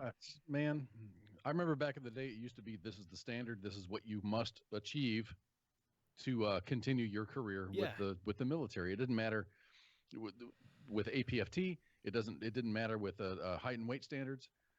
These are the standards, and it was very, very simple. It just seems now that there's so many fucking boxes to check. Like if he checks box A, B, and C, but not D, but then there's an exception for that. They're making it so complicated. It's really not a good thing. I don't think it is. My opinion. Yeah, I really don't think it is. They one of those things that that they're not taking. I look at it from a safety aspect because I've seen what happens when someone has not worn their armor properly, and the medic and the trauma surgeon said because this guy was not wearing the properly fitted and sized uniform, that's how he was able to get. He was vulnerable in certain spots, and he was not able to wear his enhanced side ballistic inserts, which are the freaking with the plates that go on the side, because in other units you train with it so much that the body armor is usually 40 to 50 pounds on top of whatever shit you're carrying as well, and so you better be in good physical condition to wear that and be able to shoot, move, and communicate, because the body armor wasn't properly fitted. And it was because it was an incorrect size, because the person felt uncomfortable wearing it at a specific size. When he got shot, it went through the front and blasted out his side. So luckily for him, all it did was hit ribs and exploded out the side, and he got fucked up. Yes, but he survived.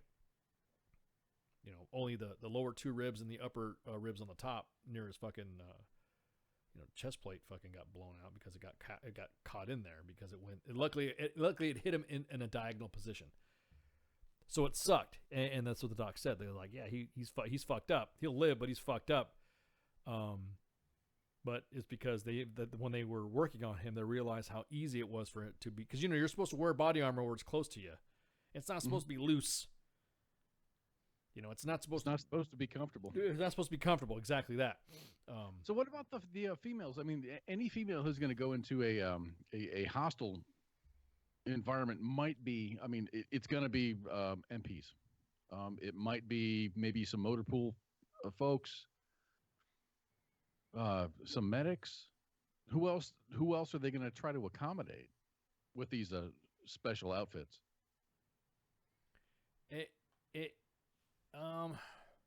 Bitches that don't know how to read regulations. Yeah. I mean, It's really sad. It's like the uniform. I always believe that, you know, the uniform that they say, okay, you need to wear this, make sure you're fitted properly. And I always thought, whatever. I was gonna wear this size until I was in an organization that issued you shit all the fucking time, and if you don't attend their mandatory fitting appointments, and then you just write in, yeah, I wear this and I wear that, and then you finally get it and you feel like you're wearing 5 sizes too small or 5 sizes too big, then yeah, it's the way that they're fitted now. They're made specifically for your body type. Okay. So, I mean, when I went through aerosol school, and we had to tie our own Swiss seat. So is there? I'm guessing they're just, you don't tie your Swiss seat anymore. It just seems like it's like, oh, this is cutting off the circulation to my legs, so I'm going to leave this a little bit loose. Yeah, exactly that. It's you fucking fall out of your seat. Exactly that. It's exactly that. And of course, you have checks and measures from other people. You triple double check PCCs and PCIs, pre-combat inspections, pre-combat checks for stuff like that. For airborne personnel, you have jump masters and all that. So yeah, you don't have, if you just look at a soldier and go, he looks good, and you're not really checking him, or you're looking at a soldier that looks like he's a turtle. I've seen that before. Seen a platoon sergeant come back. I'm like, we're good to go first round. I'm like, all right, cool, let's get in the truck. Let's go. All right, everybody fucking get loaded the fuck up, get in the back of the LMT. Let's rock and roll, right? You're good? All right, first round, we're good. And I walk over. Is your bun comfortable? No. I walk up and I see all I see is I see this troop, and I'm watching this soldier walking up to the back of the LMTV to get on board, and all I see is a helmet, little arms, and a vest. And I'm like, what the fuck's up with that body armor, troop? Oh, for sure, And he probably was listening to me in my office. Fuck it, I'm this size, I'm that size. You know what I mean? Okay.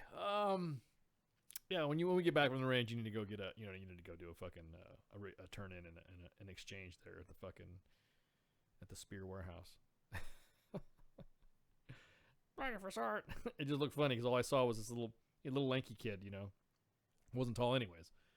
So it just looked, like I said, looked like a little turtle. All armor and a fucking helmet on top.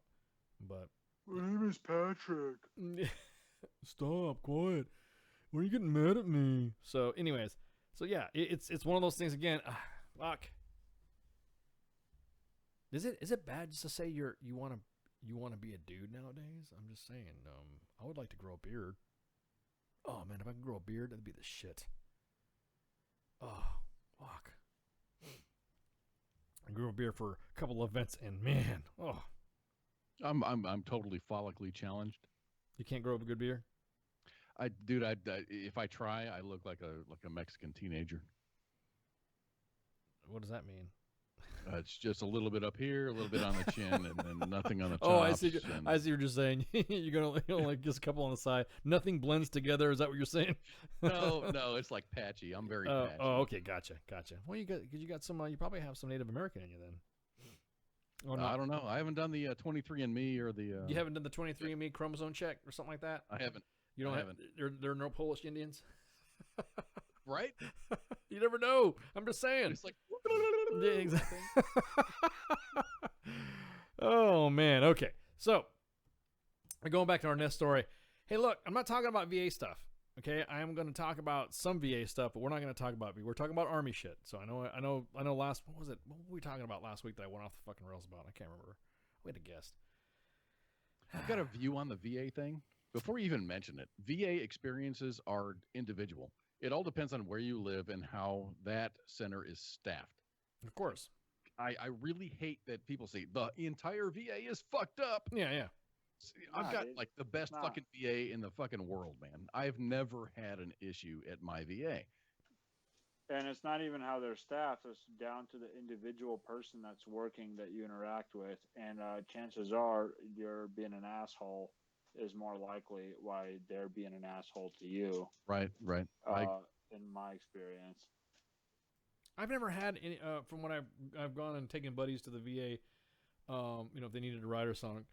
I've never seen, so far from what I've seen, I have seen very Had a friend that I took to the VA. He needed a ride. His car was in the shop, and he's like, "Hey, look, and it's the only time I can get this appointment. However, I also need to get my freaking oil changed and all this other stuff. You mind taking me to the VA?" I'm like, "Ah, sure, I'll take you." And they were really nice to him when he got there. He needed to turn in some documents for a claim, and they were so cool. I mean, literally, they were like, "Okay, you need this, you need that, and you need this." I'm like, "Okay." And then the lady was like, even saying, "Do you want me to write this on a sticky note so that way you can have a checklist for use, so that way you know exactly what you need to bring back?" She wasn't being condescending, and he was like, "Yeah, cool." And then she's like, "Well, as a matter of fact, since you're a little bit early, as long as you get these documents and come back, then I can, we can finish this up today. I don't have any other appointments for the rest of the day." And I'm like, I'm just watching this exchange, and I'm thinking, holy shit, this is like accommodating. And I drop him off at his fucking, to go get his car and all that stuff, and then he drives home, and then he says, "Hey man, thanks for the lift. Just in time. She was about ready to go, and blah blah blah blah blah." So I got there, and she said she was going to leave in 30 minutes. She didn't know if I was going to show up. "Hey, thanks." I'm like, "So how was it?" And he's like, "Dude, it's cool as shit." So now he's going to be able to get his claims, and it would just trip me out because, like you said, Kaz, it was not all encompass all. It's VA's fault. Nah, dude, but I guarantee you, another person would have gone to the same fucking appointment, had the same experience, and they would have said, "That bitch was talking down to me, fucking telling me that I couldn't remember shit, writing shit down on sticky pads, and then fucking tried to force feed me an appointment that I wasn't ready for." I guarantee you, man, there's fucking, like, a lot of these complaints are fucking people that are like that. Overdoing it. You think some of it's overdone? Yes. I guarantee you that, dude. I guarantee you it is. Fucking to you. I think it's a 50-50 relationship, man. You have to show up there with on time with the proper paperwork and have a good attitude, because if you're a fucking dick, then shit's going to go downhill and you're going to have a bad day. I think you're right. I think the biggest things lately, I'm afraid to say it now, I think a lot of it's going to be, it's more individual cases that have been taken out of context by people who are really professional bitchers, if that makes any sense. You even said that before. Some of it's overdone. People like to complain and bitch, and they're like professional complainers, just like you said. But dude, man, you got to meet your service provider halfway. Well, I was about to say, these are requirements that you have to get those benefits, and it's not unrealistic for them to ask for those products. You know what I mean? You need this. Dude, and you don't have to be a dick. Like, if you're feeling like a dick, and like, there's a guy at my VA, and he just fucking grates on my nerves, dude, every time that he opens his fucking mouth. And I had a day that I was just like, "Yo, dude, you need to fucking tone it down like fucking 3 notches." And I told him, like, not being a dick to him, but I'm like, "Look, dude, you're gonna fucking piss me off by fucking acting like that. You need to fucking, like, let's restart. I'll fucking come back up to you, and you can fucking check me into my appointment without being a fucking smart ass, because I'm not fucking feeling it today." And I wasn't like being a total dick to him, but I got my point across without fucking being belligerent or fucking calling him an asshole or anything, I've seen you engage in individual unfuckness before, so I know how you can get. I know how you are. You're not. You have a very. No, but I mean, I have my moments, man. Yeah, I know. I was just like I was saying, usually I can tolerate the dude, but I was just having a fucking day, and I came up to him like, "Look, dude, you need to fucking tone it down. Like, I'm not in a fucking good mood. I'm not fucking, let's fucking restart this and fucking, like, get out of each other's hair as fast as fucking possible without fucking pissing each other off." So, just, I mean, like, let people know if you're like getting aggravated by something. A lot of shit we don't understand, so we go in there and we fucking expect one thing and we get completely fucking something else. Like, it's common with the VA. You fucking, a lot of little nuances and shit that they fucking have rules for. And just because the dude behind the computer looks gleeful telling you to fucking, that it's not done a certain way, it's not necessarily that he's trying to fuck you. It's probably something that's like a ridiculous fucking VA thing that he hears like 100 times a fucking day, and he has to correct people. Like, just, you know, they're people too. A lot of them are fucking disabled veterans and shit that work there. So just be, you know, pause and take a breath. Yeah, and some of it too, they don't know. Nobody knows your fucking specific situation. That's the biggest thing. When I see guys, get more blowjobs with honey than vinegar. Well, no, not every VA person that's dealing with you knows what the fuck happened to you until they look your shit up. And then once they look your shit up and they start processing your information, they're asking you simple questions because they're required to. And then here, like I said, I was watching this happening in front of me, and I was like thinking, "Oh shit, fucking VA, oh yeah, oh VA." And then he was like, a lady was like real cool, and he's like, "Oh," because then like she could tell the guy, you know, my friend was kind of not frazzled, but kind of he would look like he was busy because he was going through his phone, going through some shit, talking on the phone. This, and he, as soon as he hangs up the phone, you know, she calls him and he's like, "Okay, I got to go." He hangs up the phone. And he goes up the front, and you know, I could hear him talk and stuff like that. And then she was really nice, and well, to me, you know what I mean. Like you said though, Cos. But like you said, it was somebody else probably would have misinterpreted. I hate people like that. We had this discussion before in a previous episode, I think on the Monday edition, when I said, "Don't you just hate it when fucking people complain about not getting fucking ketchup when they can just go walk up to the goddamn counter and get the fucking ketchup?" It's again, like you said, a lot of this stuff is part of their responsibility as well. So many problems are best solved by yourself. Yeah, exactly. You don't need to. Yeah, it's an expectation of good service from like a fast food restaurant, but you know, if shit goes sideways, just go and, you know, it doesn't take much effort to go and ask for ketchup. No way. No, that's what I'm saying. Yeah, exactly. Here's a fucking more honey, more really blowjobs. simple thing that we don't think about a lot. Nobody makes you get mad or pissed off. Like, you decide to get pissed off. You are in control of that. That's all I got.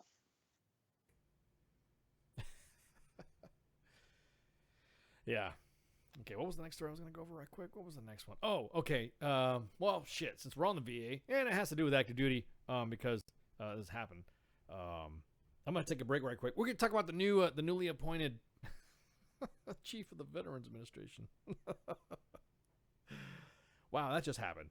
Oh boy, got fired. Yeah. We're going to talk about that stuff too, because it does have to do with active duty stuff, because it is an active duty individual who took the cabinet position as well. So we're going to take a break right quick, because it's already fucking top of the game, going to the top of the hour again. And because, you know, Cause I just can't fucking shut you up, dude. Oh, fuck you, man. Warning shots. Jello shots. Jello shots. All right.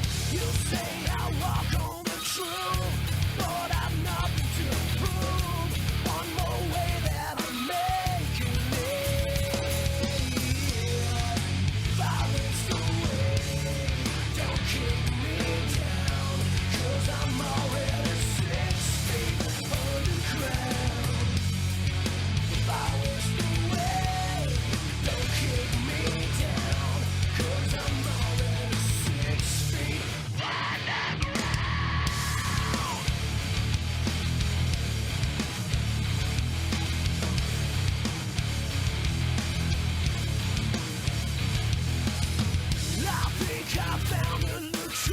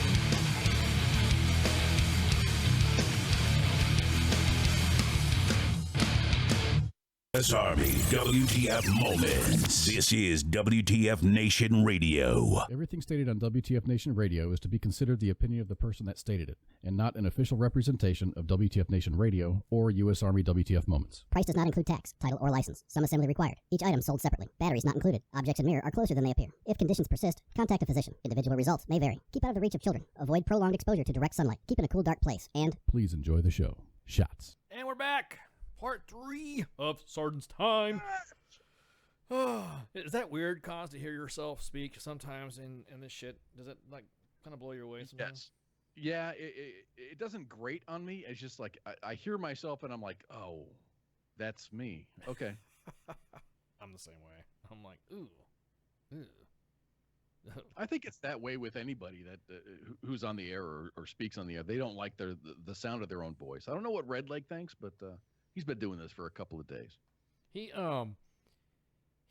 you know, because it's just like saying when I talk to somebody on the phone from the team, on personal phone, or I've called into the show from my personal phone. And they're almost like, this isn't. I remember that one time when Jay Reddy and Mom hung up on me one time because I kept saying it's me, Ice, and it wasn't until they had their stuff programmed in it was me. They thought you were a troll. Yeah, I was friggin', you know what I mean? So I was like, okay, whatever. I'll just whatever. But anywho. Yeah, I just thought it was funny because I realized that was your disclaimer, and now and you're on the show with me on Sergeant's Time, which, you know, again, I appreciate you coming on. It's, like I said, we haven't done a show together in a while. But anyways, so if you guys don't know what happened, okay, we had a Secretary of the VA, Dr. What was his name? Dr. Shulkin. Had hopes. Dr. David Shulkin was a doctor, knew what was going on. Was involved in several homeless veterans initiatives around D.C. He actually was seen on video and documented somebody approached him on the streets in D.C. and asked him, this is Dr. Shulkin, what are you going to do about the homeless veterans problem? Because I'm a vet and blah, blah, blah, blah, blah. And Dr. Shulkin said, well, then come with me and I'll show you what I'm trying to do. And he had his team go out, and they were documenting the stories of homeless veterans and what got them to that point. So everyone was kind of thinking, "Whoa, he kind of fucking cares." Yeah, that's wow. He's a caring Secretary of Veteran Affairs. I like him, and it's just from that persona. You know, it's like the way that he presents himself is everything. I don't know what when you break it all the way down, what exactly he's doing, but I'd like to know why he was removed. He was removed because there were questions about him and his and using government funds and government resources to fly his family. And so he got caught up in that mix, which here's where I kind of see the whatever. Okay, look, these are cabinet secretaries. These are cabinet secretaries. These are members of the government. They're expected to do a job at a certain level all the fucking time. I think going with him on a trip, if you're going to a conference and you're bringing your family with you, that shouldn't be an issue. Especially if you're on the road all the fucking time. You can't expect the government to work. I mean, come on, reasonable expectations. You know what I mean? And at his level, I can see that. But as a Joe, you're an E6 and you're going TDY for let's say 4 months. Can you take your family with you? No. That's completely different. Dude. That's completely different. You know what I mean? He's there to understand policy. Transports the whole fucking first family. Yeah, you know what I mean? So at that level of that level of responsibility, I kind of can give him some leeway. Now I don't know if it was because there's limited, like you said, Kaz, there's limited detail on why he was removed, and I was only able to get through my research what happened, what was one of the reasons, because they said he was caught up in an inspector general on haters. Yeah, whatever. So sounds like haterade. But my biggest thing is that it looked like As a matter of fact, our partner Jim Cannon at the Veterans Report had him on his show, and they were shooting the breeze and all that, and from listening to his show, it, like you said, cause you think, wow, okay, this guy's kind of down to earth, gave you kind of some hope, and okay, cool. All right, maybe. Yeah, it's the problem, dude. Yeah, remember. You fucking.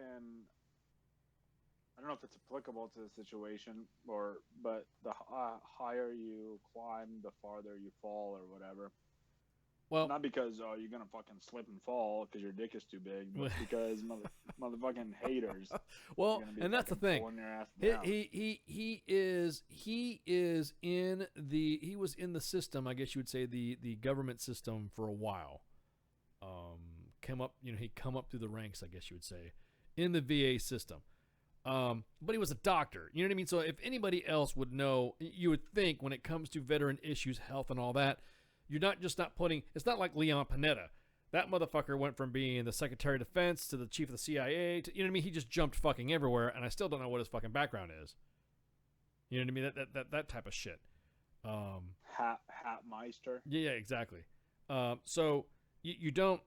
You think that somebody at that level of the VA would at least be of some medical background, because the reason why you are in the VA. The thing too, man, is med branch. They're like, just do our own shit. We do doctor shit. They don't fucking worry about fucking TDY regs. No, well, at that point, he should have.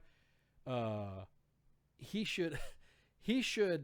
I guess you'd say a smart staff. He should have bitches. Yeah, he has exactly that. He has a smart staff. He has a staff that because I know for a fact that, yes, although I'm a senior NCO and I do have confidants that work with me that are of junior rank that kind of like put me in check.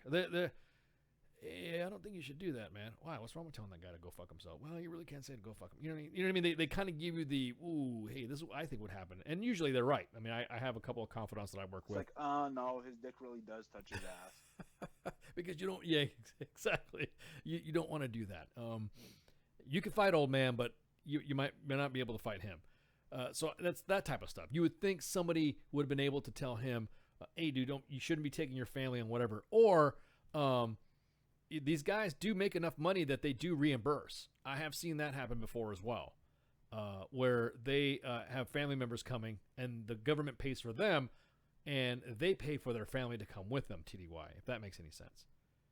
I've seen that happen. So I don't know, like you said, Kaz, and the details are kind of like, whatever. That's the thing, man. You don't know. If it was like something legit, they would have all the details all over everywhere. Yeah, exactly. So I don't know if it was just one of those things to where he was confronted, and then he, the doctor said, "Go fuck yourself," because doctors are pretty callous. I love hanging out with doctors because they're more savage than me. I mean, they're more savage than us. I mean, the average doctors are just because they're fucking clinical, they're general, and they're just callous, and it's hilarious hanging out with doctors. Meeks will tell you the same thing too. So a doctor will sit there and say something that you're just like, whoa, you didn't expect the doctor to say it because they heal, So you would expect that to happen. So he, again, like you said, cause he was down to earth when it was Jim Cannon that showed me that video, and I was like, wow, fuck, that's fucking pretty cool. It looks like he was taking a small team. He said this was not going to be a scientific study. This was just a pure sample to see what is going around the area. Because how can I sit there as a secretary of the VA and not understand what's going on? You know what I mean? So the new guy. So the new guy. Now, thank you for bringing me around, because you know me, I'll keep talking about drama and bullshit all night. The new guy. Okay. So the new guy is Rear Admiral Ronnie Jackson, who has served as the White House doctor for the last 3 presidents. So he is this president. He's active, right? So he's active duty. He's a Rear Admiral, and he is a licensed practice board certified, doctor. He's the dude. He's the fucking man. Geriatrician. Yeah.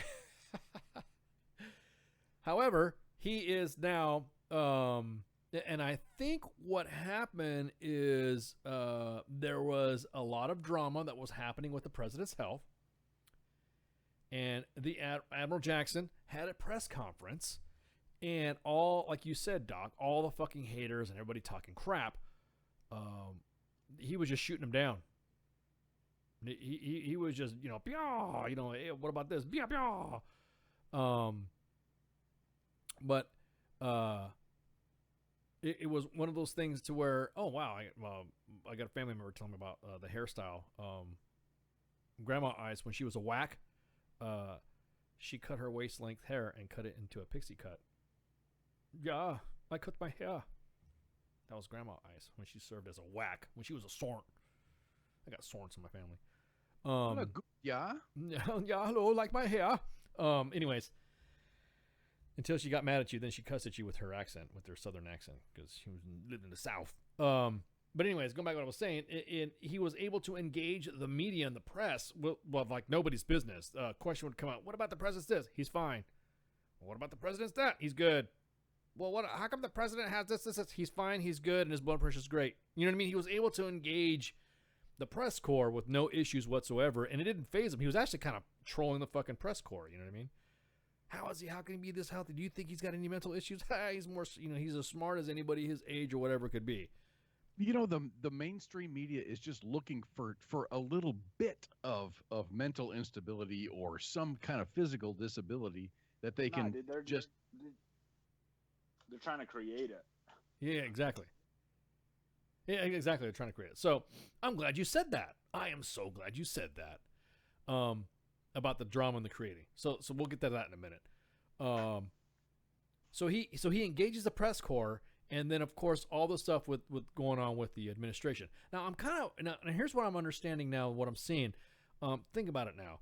We're going on to we're starting our second year of this administration, and I think it's time for everyone to just shut the fuck up now. There's no need for all this continued fucking drama about something that you think is fucking happening. Or you think you know who is talking or whatever. If you have somebody that you're dealing with, I think a year's probation, and that's literally what it is. Think about it. It's been just over a year, and he's been cutting people within that year. Or they've quit. He's probably told them, you either fucking quit or I fire you. So you hear about all this shakeup. I mean, I'm not there. I don't know. I'm only guessing and giving a good estimation of probably what was going on. So now he has been selected as the Secretary of the Veterans Administration, Admiral Ronnie Jackson. Now there's some questions about him being active duty and being able to serve on the cabinet. I don't know how that works. I've got friends that are telling me, no, it's not the way it's supposed to be. I got other friends saying, yeah, fuck yeah, he's good to go. Regs or get the fuck out. Well, if they, whatever, if they work. I'm just saying, like, if it's one way or another, then there's a reg that says one way or another. If there isn't a reg, then to do it. Yeah, and that's exactly it. That's exactly it. If there's not a fucking reg, shut the fuck up and stop trying to look for some weird ass fucking law that is some obtuse. Part of obtuse. Thank you. You took the words right out of my English as a second language mouth. And I couldn't fucking I just can't believe all the drama, because what I'm about ready to tell you right now is fucking even more drama. So, dude, can you imagine a day in the life of President Trump, dude? Like, how many fucking idiots he has to fucking fence with every day? It must be fucking exhausting, dude. I would like to see the container that holds the enormity of the fucks that he doesn't give. Yeah, well, that's what I'm saying. I think, and because, I kind of like his style of engaging with everybody. He's a fucking fire starter that gives him the energy to keep going. You know me, Doc. Yeah, dude. I got the energy to fucking. You're running over them, but they're still slowing you down. Well, no, but still, but my biggest thing is that they're like you said, God, they're just fucking reaching for something that there isn't anything to reach for. So there's a group, and I'm glad you brought it up. People who got butthurt about this. There's a group right now that felt that they needed to be consulted over this whole thing. There was a group. Liberals? No. When I tell you, you're going to be shocked. There was a group that actually felt slighted that they were not consulted about this new pick. The American Legion was not. Really? Yes, the American Legion was not consulted over this president's decision to tap his personal physician to serve as Secretary of Veterans Affairs. Well, it's one guy that he knows is not a shitbag. Well, and, I mean, he doesn't have all the time in the fucking world. Well, to me, the way I see it is, do you have the audacity to even say we weren't consulted that this was happening? And to quote the director of the American Legion, which I'm not hating on the American Legion, I'm just talking about how they shouldn't. No group should not have that much access. And I'm talking about just like Planned Parenthood, just like the NRA, and just like the American Legion. If the president, well, maybe they couldn't reach him because none of their shit is computerized. Well, I'm talking about the American Legion. You talking about the American Legion? Yeah, they don't know. Maybe they emailed you guys, and you don't know how to open your emails. Yeah. So, quote by the organization's executive director, quote, "We found out the way everyone else has found out, through the media and through Twitter." Huh.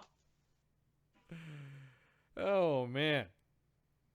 He tweeted. Should have PM'd him. Yeah, exactly. So the president, Wednesday morning, actually Wednesday evening, not in the morning, that he tweeted to everybody in the world that Rear Admiral Ronnie Jackson was going to be serving as the Secretary of the VA after his service of being the White House doctor. Everyone's like, well, whatever. However, the American Legion stands ready to assist the VA, whoever is the secretary. That should be the fucking whole point, is what I'm trying to glean after. Or what they could have said was, this guy is extremely qualified. Look at all his fucking wonderful qualifications. Yeah. To be the fucking to be whatever. To be the doctor. Yeah, exactly. And then, shoot. No, but listen to what I said though, Doc. Old Donald Trump, PM, on the down low, and be like, "Hey, fucker, hey, next time tell us." Usually we have some, fucking something to do with it. Yeah. We maybe could have given you a better recommendation, like, whatever, dude. Yeah. Well, but listen, I want you to pay attention. I'm going to repeat again what the director said. "We stand ready to assist the VA and whoever is the secretary. Everyone's attitude should be that way when it comes to running the country. Because when the last administration won their re-election, everyone said, he won, deal with it, let's move on. And everyone did fucking deal with it. We had to. There was no choice because he was fucking president. You're not going to fucking sit there and try to change shit and cause drama. But like you said, though, Cost, oh my God, they're like looking for a fucking reason to try to find something. Like, this dude could save the fucking world, eradicate cancer and AIDS, and bring peace in the Middle East, have everybody just near the second coming of the 12th fucking Imam and Christ, and fucking have Buddha show up at the same fucking dinner table. Meanwhile, and that motherfucker didn't fucking cure Parkinson's. Exactly. Fuck, man. Who fucking cares? So, of course, the American Legion says, of course, quote, the nomination of the president's choice, and this is the person who the president obviously trusts to run the VA. This doctor has seen the junk of all of the last three presidents. Okay? This is W. He's seen my junk. You know what I mean? This admiral's good to go. He gives them good prostate exams. You know what I mean? Fuck it. Who cares? And even admits, even the new secretary select, I guess you'd say. I've never run an organization like this before. What do I do? Nah, dude. He put out information in a fucking very timely manner without waiting for it to get fucking disseminated. He fucking executed, made it fucking timely. He is fucking adjusting to the speed of communication. He is, the hip, cool fucking president. Yeah, well, And of course, the dinosaurs aren't gonna like it. They're like, "Oh, what is this devil worship?" Yeah, but yeah, exactly. Twitter Yeah, exactly. These pagans and fucking goat blood. Why are they making me log on to this shit? What is this Twitter shit? But again, I look and doing some more research. It comes to find out that there's somebody who's actually pretty upset that they got fucking canned from this, and used an excuse that I was like, wow, you're not even going to go over your fucking situation with the possible scandal of you using government fucking travel funds and all that stuff. Instead, he went to the one thing that's been driving veterans up the wall, which is choice and privatization of medical care. Now, whatever your side on, the way I see it, if you are getting care and the VA is footing the bill, it shouldn't fucking matter where the care is coming from, whether it be in-house VA or fucking or fucking privatized. There's just some facilities that cannot be reached, VA facilities, by some veterans, that privatize is actually a better choice due to location and locale. I know my dad, when he was fucking going through some shit. Yeah, and also waiting time. times. Yeah, man, also waiting time, exactly. Getting your benefits. Everyone loves to bitch about, it takes 6 months for me to get my shit processed. Well, I've dealt with, personally gone to civilian physicians that were like outsourced to do some of that kind of shit, and they're just, it's hit or miss, man. Well, there's also issues of veterans' choice, like the providers are not being compensated. That's the issue. That's the big drama, because really? well, yeah, the providers are not being compensated. You're right, Cause, for choice, which is because I think, now what you were saying about the old dinosaurs, Doc, is that they're facilitating that. That if we, I want to say we are purposely dicking over these providers. However, if we stall the processes to this shit. So remember I said somebody was really upset about all this stuff and was talking about privatization? Was the last fucking VA, was Doc Shulkin.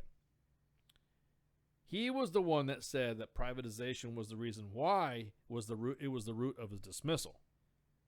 He is saying that. It could be. I mean, think how much money is involved in that, dude. Well, I mean, let me just read a quote what he said. He says that it seems that these successes within the department have intensified the ambitions of people who want to put the VA healthcare at the hands of the private sector. I believe differences in philosophy deserve robust debate, and solutions should be determined based on the merits of the arguments. The advocates within the administration for privatizing VA health services, however, reject this approach. They saw me as an obstacle to privatization who had to be removed, unquote. This is because I'm convinced that privatization is a political issue aimed at rewarding select people and company with profits, even if it undermines care for veterans. I'll be honest with you, if a veteran's getting cared for, you handle the bureaucracy. I don't give a fuck where it comes from.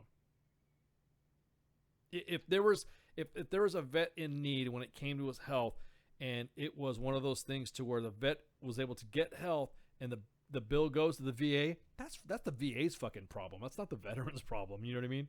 Dude, I don't even think that that's an issue. I think that that's I don't think so either. a issue completely. Like, I don't think veterans they don't should. give a fuck about, they don't. I need a guy with fucking thicker fingers to do my prostate exam. They don't give a fuck, dude. They want the first available doctor. It's not about choice. It's because dudes are dying in the fucking waiting room from waiting to see a doctor. Like, it's not a matter of, the VA is providing me a doctor, but I want a private doctor instead. I guarantee you that there is probably some occurrence of that, but it is like more than likely absolutely marginal. The biggest problem is people are not being able to see a doctor of any fucking kind. And so it's not a matter of exactly that. It's all going to be privatized. Yeah, it's exactly. Exactly. Choice to go private. It makes me. Yeah, exactly. It gets me almost to the point when when I hear shit like that, it almost sounds like the individuals within the bureaucracy to get because you know what, the VA is heavily contracted to begin with, and a lot of other shit. Yeah, that's exactly what I'm saying. So there's a lot of total other fucking bullshit. It is. The veterans don't give a shit about that. They don't. They just want to get seen. They just want to get. Yeah, exactly that. You're right. They just want to get help. The only time that they'll They want their that pain to I've stop. seen that like veterans like insist on getting like, I want a fucking private doctor, is when they have some kind of weird fucking cancer or some shit, and the only kind of doctor that treats it is a fucking private doctor.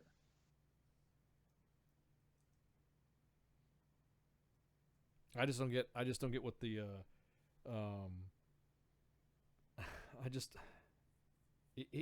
stop it.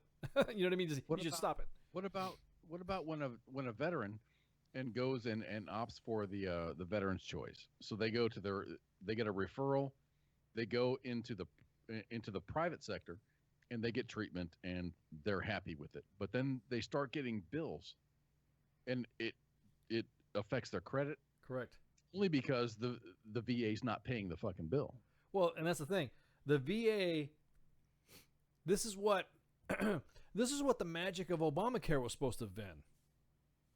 It was supposed to have been that this is why you paid all this fucking money and also their bullshit, so that way you could do it, because they were trying to model it a little bit like how TRICARE is.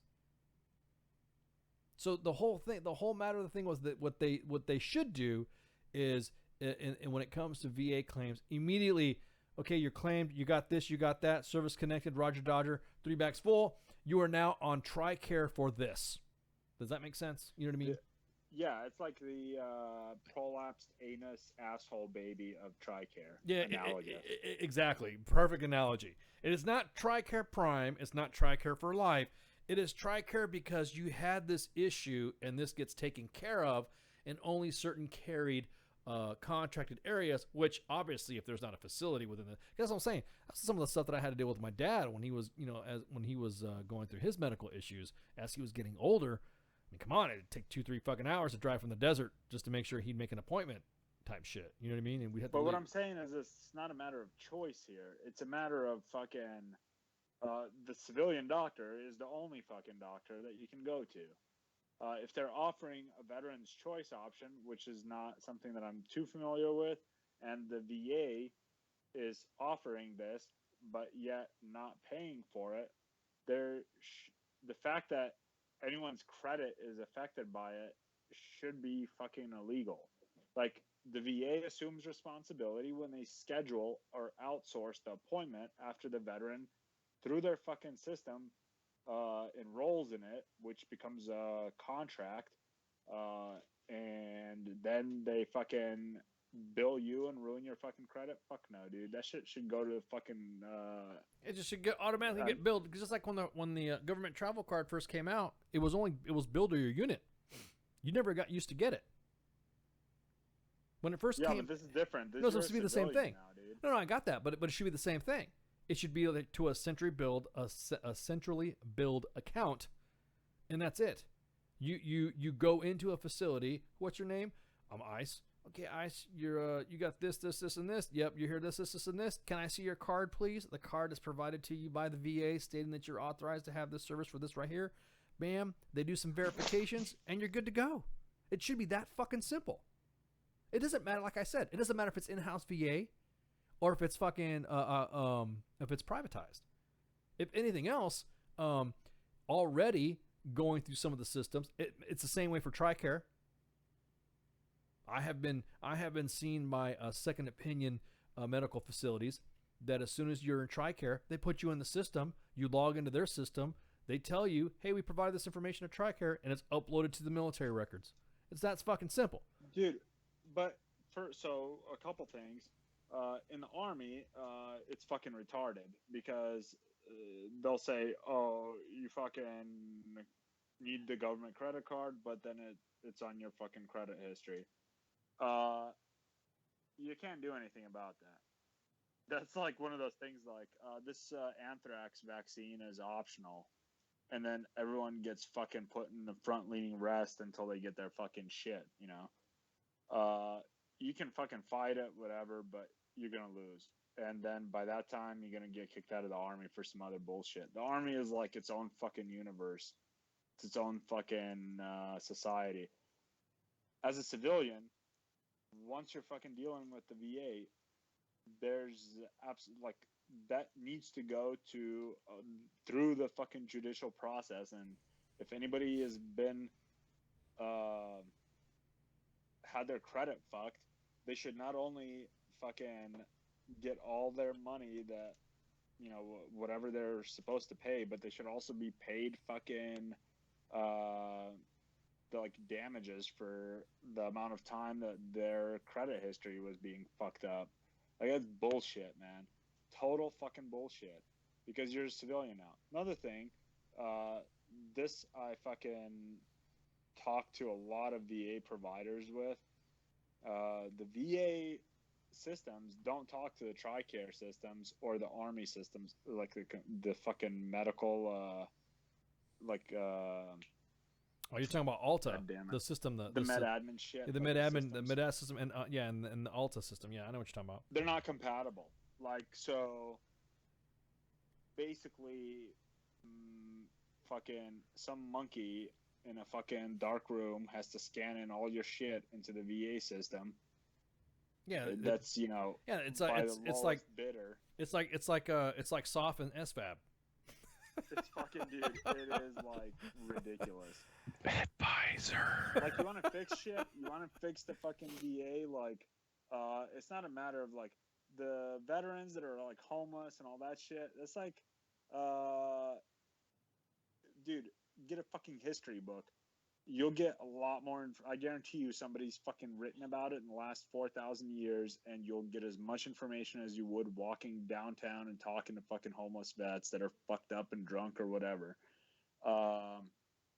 It's what I'm saying is it's going to be a lot less productive than, you know, if you're the director, hire some fucking system analysts of like, hey, we're going to analyze this fucking system and see what the fuck is wrong with it. You know, the first thing that you would do is fucking change your system, the computer system, to talk to the fucking Army system. That way the records are automatically fucking in the VA system. Anyway. It's simple shit, dude. It's like basic business school shit. This is what happens when you get your fucking masters of fucking business administration from fucking AMU, dude. Like, or you have no fucking idea what a business process is. Exactly. Go to a fucking 4-year university. Learn some shit. Learn your shits. Oh, man. Oh, and it's simple. And here's the other thing, too. Fuck degrees. That shit's fucking retarded. In 10 years, degrees fucking be about... Only thing you can do with them is wipe your ass. Go to fucking like MIT if you want to go to fucking, if you want to study science shit. Go to MIT.com. They have like the whole accompaniment of lectures and fucking materials that you need to fucking self-teach yourself any shit that you want to fucking learn, and it's for fucking free. Like lectures, you watch it on video with the instructor, professor, whatever. They fucking sit there, do their nerd shit. You can fucking take exams, study the shit. It's all fucking free. MIT is not the only school that does that. There's fucking other ones too.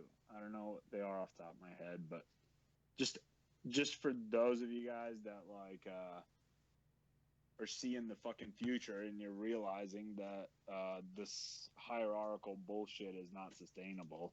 It isn't. Not at all. I mean, my biggest thing is that if there's a if there's a program or a system that actually fucking works and it's actually helping veterans and it's actually could probably provide some sort of expediency to it, then fucking do it. Let's do it. Why the fuck is it that we fucking nerd shit matters? Yeah. Exactly. You could be a nerd and be badass. Yeah, dude. Elon Musk. Rest my case. Yeah. He's savage, dude. He unliked Facebook. Good for him, dude. I'm surprised people aren't like, I'm not buying a Tesla. Well, the thing is that right now, I brought up an example to somebody that Facebook is your whore. Use it. As a matter of fact, everyone else use my whore. There you go. That's how Facebook is. Because you tell it your deepest, darkest secrets. Did you do that? You know what I mean? Okay. You pretty much do. Fuck. disinformation. Well, you know what I mean. Why you got to go there? Yeah. My point being though is that I personally do not think that having a system that is like you said it's so fucking archaic. Then just get a new system. How is it that we are dumping so much money on the fucking F-35 that barely flies right, that can be defeated by the F-15? Have you heard that report now? Well, They're defeated. They're defeated by the fucking the F-15 can kick its ass in a dogfight. Once that report came out, all of a sudden all F-15s were grounded. Like, wow, that wasn't suspicious. Like, that's not cool, man. Yeah, exactly. Goose. Yeah, exactly. So if there's a system that works and it's going to do it, and it's doing it for you, and it's like I said, it's a little bit provides some expediency to it, then what's wrong with using it? I don't think when someone says I don't like going privatization because if you privatize this because dinosauritis. Yeah, exactly. I hate fucking the relics of that shit. I'm all I'll tell you what, innovation. This is something. Go ahead, man. No, I'm saying use innovation. Well, and here's the other thing. If you're retarded and you have no innovation, then you hire people to innovate for you. For example, there are, believe it or not, firms, large international firms that fucking study all this shit, and they have labs and fucking like research development shit where they're fucking like looking at like predicting risk assessment, right? Like they're predicting the fucking. The big thing that I got out of business school, man, is the unsustainability of fucking hierarchical organization structure. And there are companies that literally are like working on this. And then, other companies that are fucking, they're like, fuck, dude, we got a bunch of dudes with fucking two left hands. Let's fucking hire these other dudes who are fucking developing this new shit. And, pay them some fucking money and they can develop some shit for us. They have fucking consulting. It's a whole fucking division of these business firms. It's called consulting. You fucking hire some dudes because obviously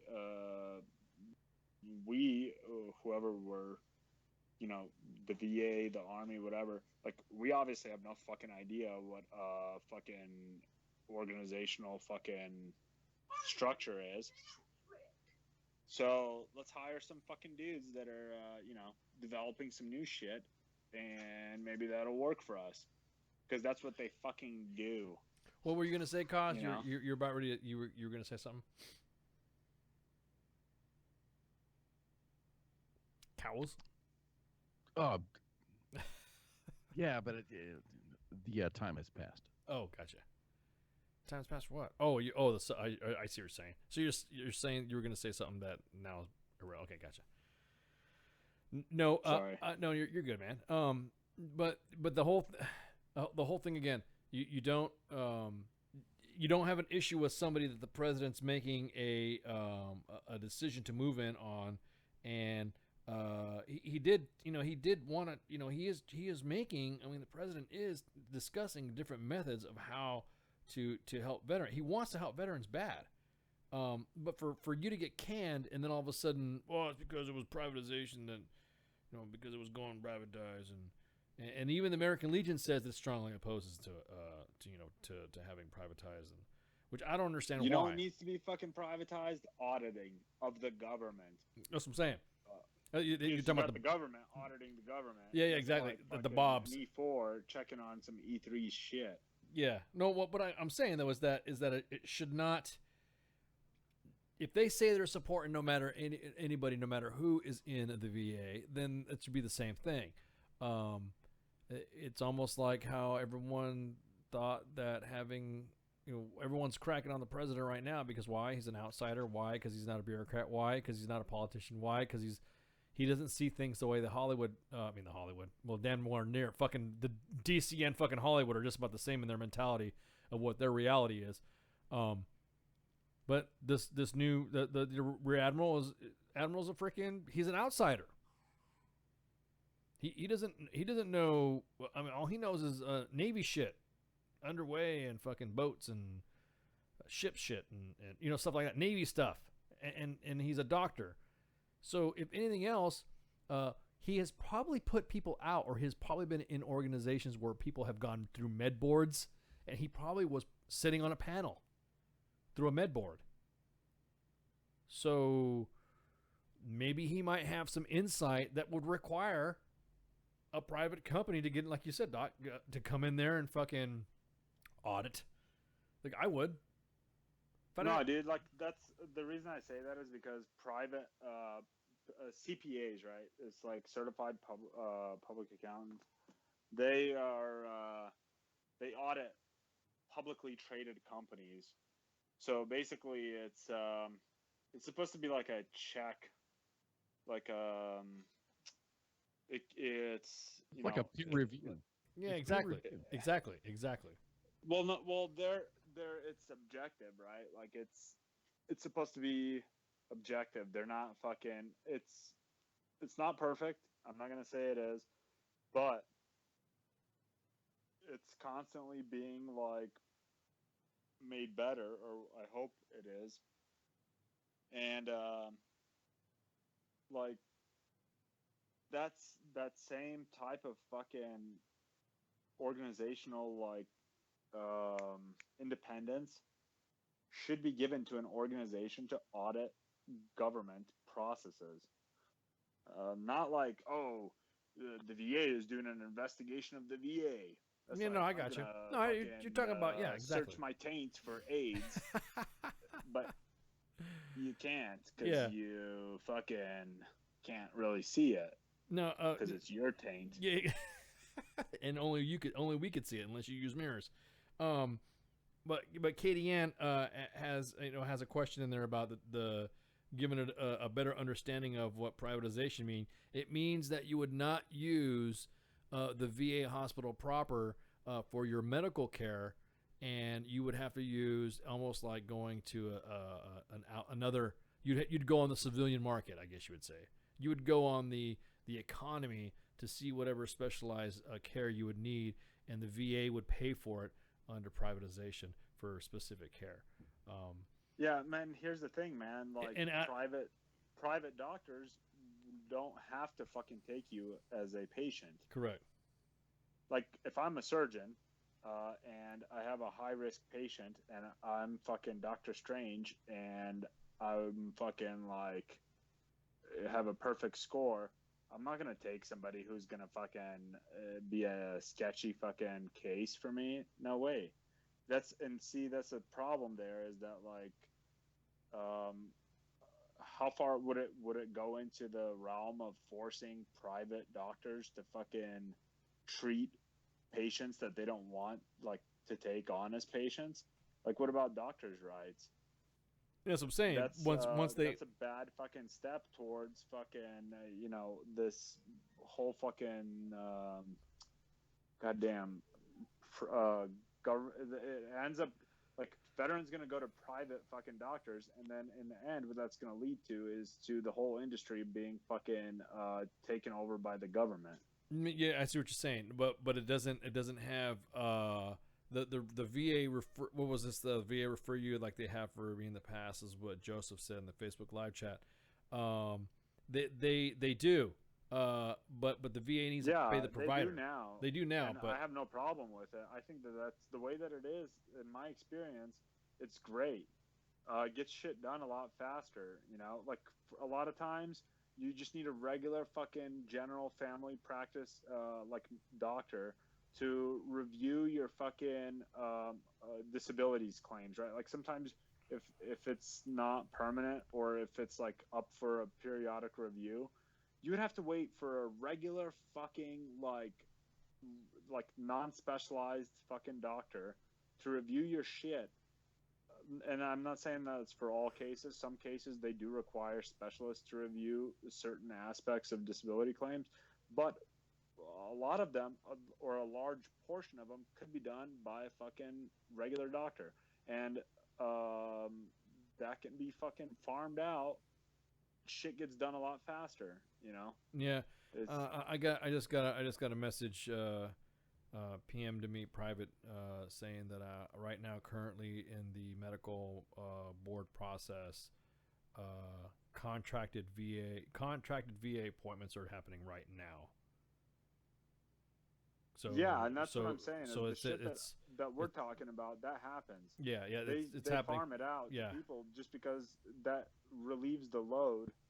That's what she said of the Indeed. VA. But what I think the privatized VA, I think what that's referring to is to, in the end state, is to get rid of the VA or to have it perform admin functions of payment and record an keeping, insurance company type of function. And then then all the treatment is done by civilian doctors. Correct. That's what I think. And that's the thing.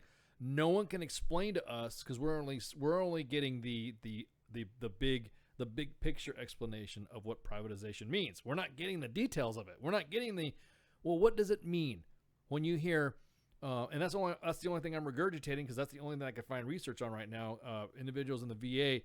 Hang on, I got another one. Okay. I don't think anybody knows, man. No, that's what I'm saying. No, somebody I think said I just got. Trump said something about like. No, somebody just sent me when you're going through a med board, it's now done together. It used to be you go through a med board, you were rated out, and now you get put out, and then you have to see the VA. Now with the way the med board is going, it's all integrated. Now you were going through your appointments, and you were going through, I don't even know what this thing is. Anyways, you're going through your appointments for the VA, and you're getting your rating done at the same time. So when you get out, you will be retired, or you'll be collecting your claims when you get out. So that's the way the med board process is now. All right. Using contracted that's personnel to do it. It's just talking about med board stuff is what they're saying. No, I'm tracking. That doesn't. I don't know this for sure, but I'm assuming that doesn't apply to a lot of mental health cases.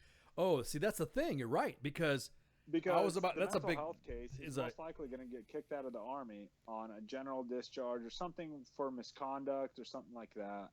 And then in general, it's a cabal between the psychiatrist that's evaluating the patient and the chain of command, because at this point, more than likely, you're going to go involuntarily to the fucking evaluation. And you're going to get chaptered out that way. And then afterwards, once you get out, you fucking process you go to the VA and they're like, well, yeah, you are fucked up. Yeah, you do have a bunch of traumatic brain injuries. And I'm not saying that there are people that are going to have physiological, disabilities. And that's awesome. I'm really glad to hear that, that shit is being done at the same time. But on also, the other hand, there's a large population with psychiatric conditions 9 million that are not being addressed.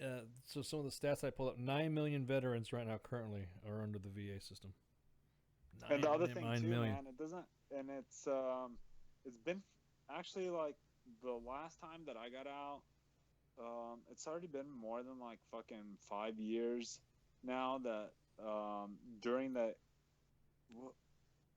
isn't it ACAP is what it used to be called? Yeah. Like where you're getting out of the fucking Army, right? Yeah. Like, and they part call of that they call it soldier for life where now. A VA rep comes in and they're like, you need to fill out your shit and file it now because you might be a broke dick and might not even know it. And you need to establish your fucking service-related aspects, and it's gonna take longer if you do it, if you wait like a year or whatever. And what happens is that's offered to everybody. That's like one contract. Infantry dudes, they're just like, fuck, dude, just let me out of here. I'm gonna go fucking train circus animals. Like that's my dream. Like I don't need this ACAP shit. But they're forced to be there. And so I think that it's been going on, the VA integration, maybe not with like getting a rating right away. I don't want people to think that, the main thing is I don't want people to think that just because they file their VA shit right away when they fucking ACAP or when they're out processing, that their disability rating is going to be fucking like settled when they're out of the fucking Army. I imagine that, yeah, it initiates the process a lot faster. There's no time in between that could have, been potential for outside injuries. The evaluation process may be significantly shorter, but I don't think it's going to be like immediate. I don't want people to think that it's going to be immediate, because those programs I'm familiar with them. They've been like that with the VA integration into ACAP for at least 5 to 7 years. Yeah, they're getting better at it now. Go ahead, Specky. No, I just wanted to with what he was saying, because I had a break in service in 2004, and they did it then too. But even with the med board, yes, you go through the whole VA rating process and everything, but they still can't finalize any of that until you're actually a veteran.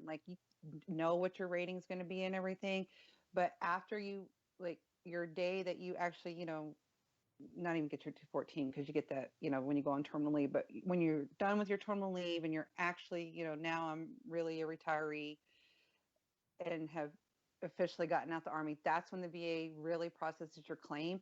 And it still took mine about 7 or 8 weeks after I got out, and all of my ratings and everything, all my appointments, everything were done with the med board, but it's still, they can't process it until you're actually out. Yeah, and that's why there's a bunch of memes about what all the stupid shit you buy with your VA back pay. Because you get back paid. Yeah, that's right. Yeah, I did get back paid back, 8 weeks later or so. I got back paid from the day I got out. Yeah, I was about to say, if there was a meme about anything, Doc, you'd find it. So I'm also the meme meister. You are the meme. Yeah, du bist der Meme Meister.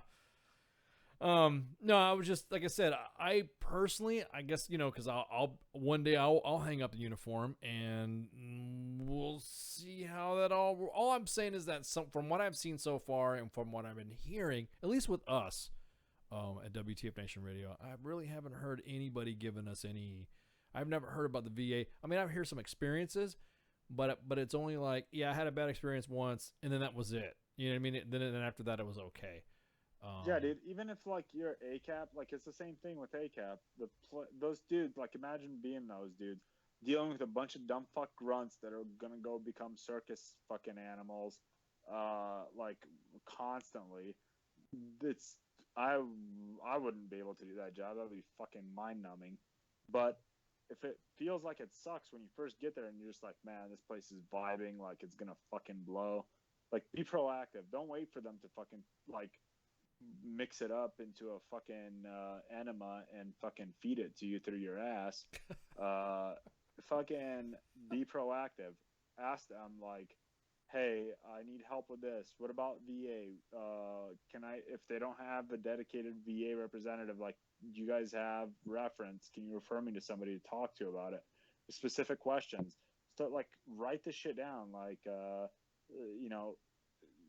I don't know how far out, but if you have questions about issues that you might have when you get out, write that shit down so that you're you don't space it all out from the free fucking coffee and donuts and then fuck yourself on the when you get out.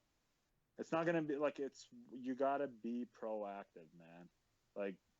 That's really, really important. Well, that was one of the things in dealing. I know when I've skirted the inbox while you're working, Vampire Squad and shit and doing bid stuff. One of the things that I've noticed in your discussions and dialogues back and forth is that a lot of the guys either just yeah, well, you'd ask them questions. Did you turn this in when they asked you for that? Well, no. And then I've seen your tough love in there. Well, then that's the problem. You need to fucking do this, and this. Hang on, I'll call you. You know what I mean? A lot of it is exactly what you said. It is one of those things. You have to go and ensure that you're it's almost like you having to go get your own driver's license. Everybody knows that you got to go to the fucking DMV.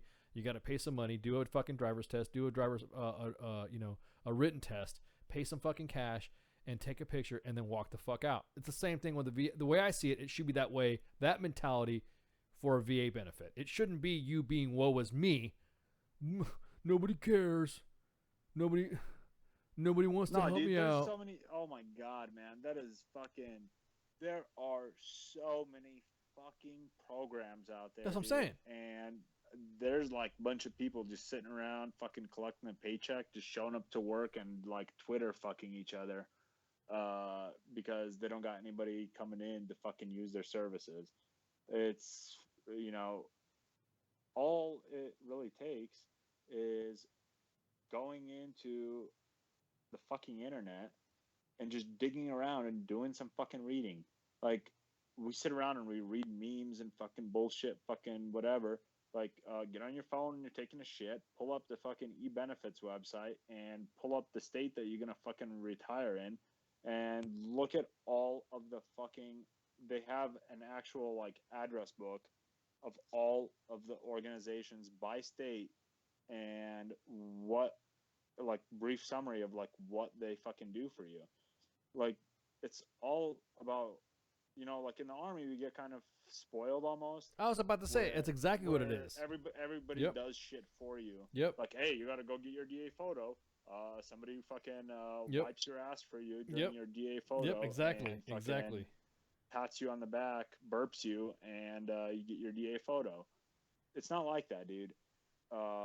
Yeah, you fucking earned your GI Bill, but you need to fucking go and fucking use it. There's shit that you got to do in order to not fuck yourself.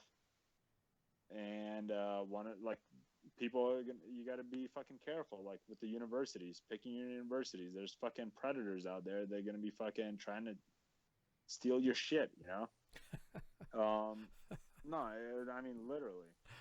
You just got to be fucking proactive, dude. Most of the people that have issues, see, the thing is that I have a pretty large experience base with like nationally across the whole nation of different people that write us with a variety of different areas, problems that they deal with. And very, very common is that they had the mindset of like, oh, I'm good to go. I got fucking, my parachute didn't open when I was in the Army. I broke a couple fucking vertebrae and they'll fucking pay me. I don't got to do shit. And it's like, no, dude, you got to go do shit to get fucking paid. To get rated, yeah, exactly. Exactly. And it's not like, oh, I'm broke, but I don't want to fucking deal with it right now. I'm broke. I'd rather just fucking sit here in this comatose state of fucking free coffee and donuts and finger bang myself through this fucking non-gender specific fucking uniform blouse. Instead of securing my shit, making sure I'll your just armor, take care of it later. making sure Like, your don't be a armor, piece of shit. make sure your armor can accommodate your hairstyle. Yeah, dude. Cause you said you had some mixed experiences with the VA, or did you have any bad ones? I've never really had a bad experience. I can't even modify that. Every experience that I've had has been awesome, and the only reason I'm involved with the VA is because of this station. That I had no idea that I was entitled to VA care. And Red Leg is like, hey, I've got ankle problems and whatever, so he's going to the VA. I'm like, well, fuck. If he's doing this, I can do this too. So I filed a claim, and all my stuff was on record in the Army, and then I went through all the examinations and whatnot. Mm-hmm. It didn't come out like I wanted, and I'm still within my appeal process, and that's what I'm going through. But another thing is knock out those appeals as soon as you get them. Don't put it off. You'll fucking blink before you know the time to the window to appeal it will be over, because you just get sidetracked with so much other shit. As soon as you get an appeal, if you're not satisfied, I'm just saying this to everybody that's listening. Appeal it right the fuck away. Yeah, I was about to say, because it's gonna take a long time to actually fucking get it done.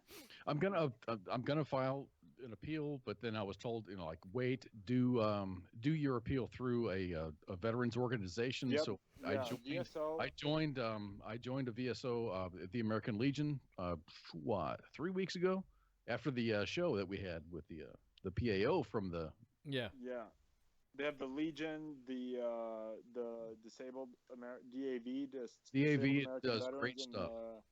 And the what's the fucking last one? The American Legion, DAV, and VFW. VFW. Who? The VFW. VFW. Yeah, the guys that aren't satisfied with the VA nominee. But no, those dudes, they have the VSO, the Veteran Service Organizations have VSO, Veteran Service Officers. Okay, these dudes are trained. They get certified by the VA to speak their fucking version of English. And those dudes, you go to them and you say, hey, dude, you fucking Google them, you find them, but call around. If you feel like the dudes don't know how to use his telephone, they're probably not going to know how to use a computer. Find one that, you feel comfortable with. Ask them, hey, dudes, I need to do this, this, and this. And what they will do is they will fucking fill out all the shit so that you don't have to wait for 9 months to realize that your shit got kicked back because you didn't fill out the right fucking form. Capman. I know why you bring Dude, that's me what up. happened to me, man. I'm still serving. My shit got lost, like, fucking for 9 months.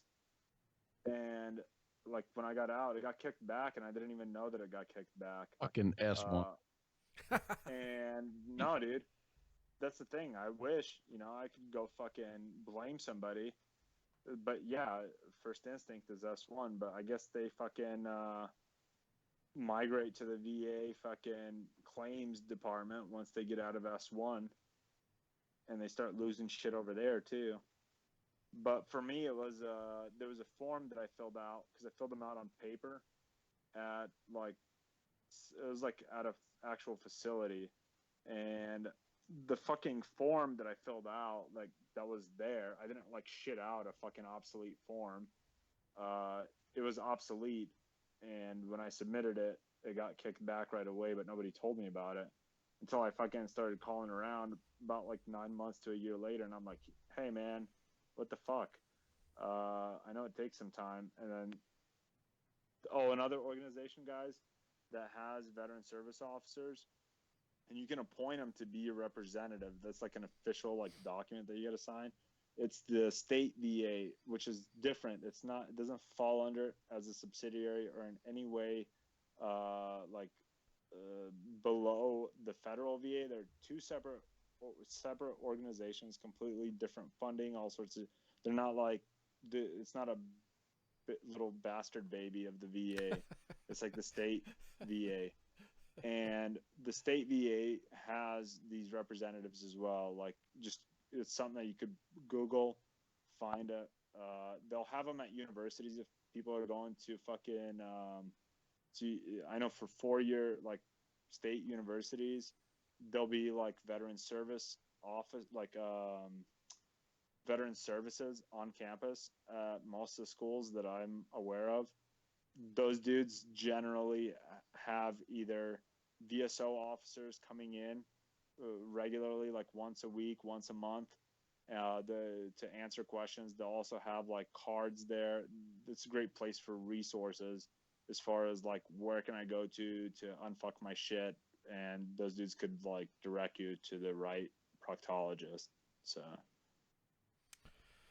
yeah, it's fucking. I just hope. Well, just me that I just hope everything gets gets squared away for our future generation of soldiers, because we're not out of Iraq, we're not out of Afghanistan, and you better start liking kimchi pretty soon. So that's all. That's all. I mean, it's hard not to like. I do like kimchi. I love it. Oh man, I need to talk to my Korean hookup to get me a. I said hookup, not hooker. Korean hooker. Yeah, I knew you were gonna say that, and yes, that's why I stopped you right there.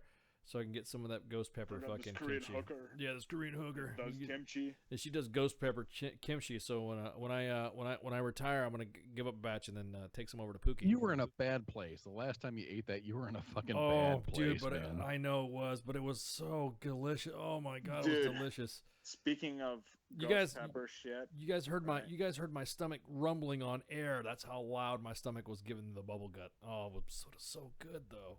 I went That's to good Buffalo radio. Wild Wings.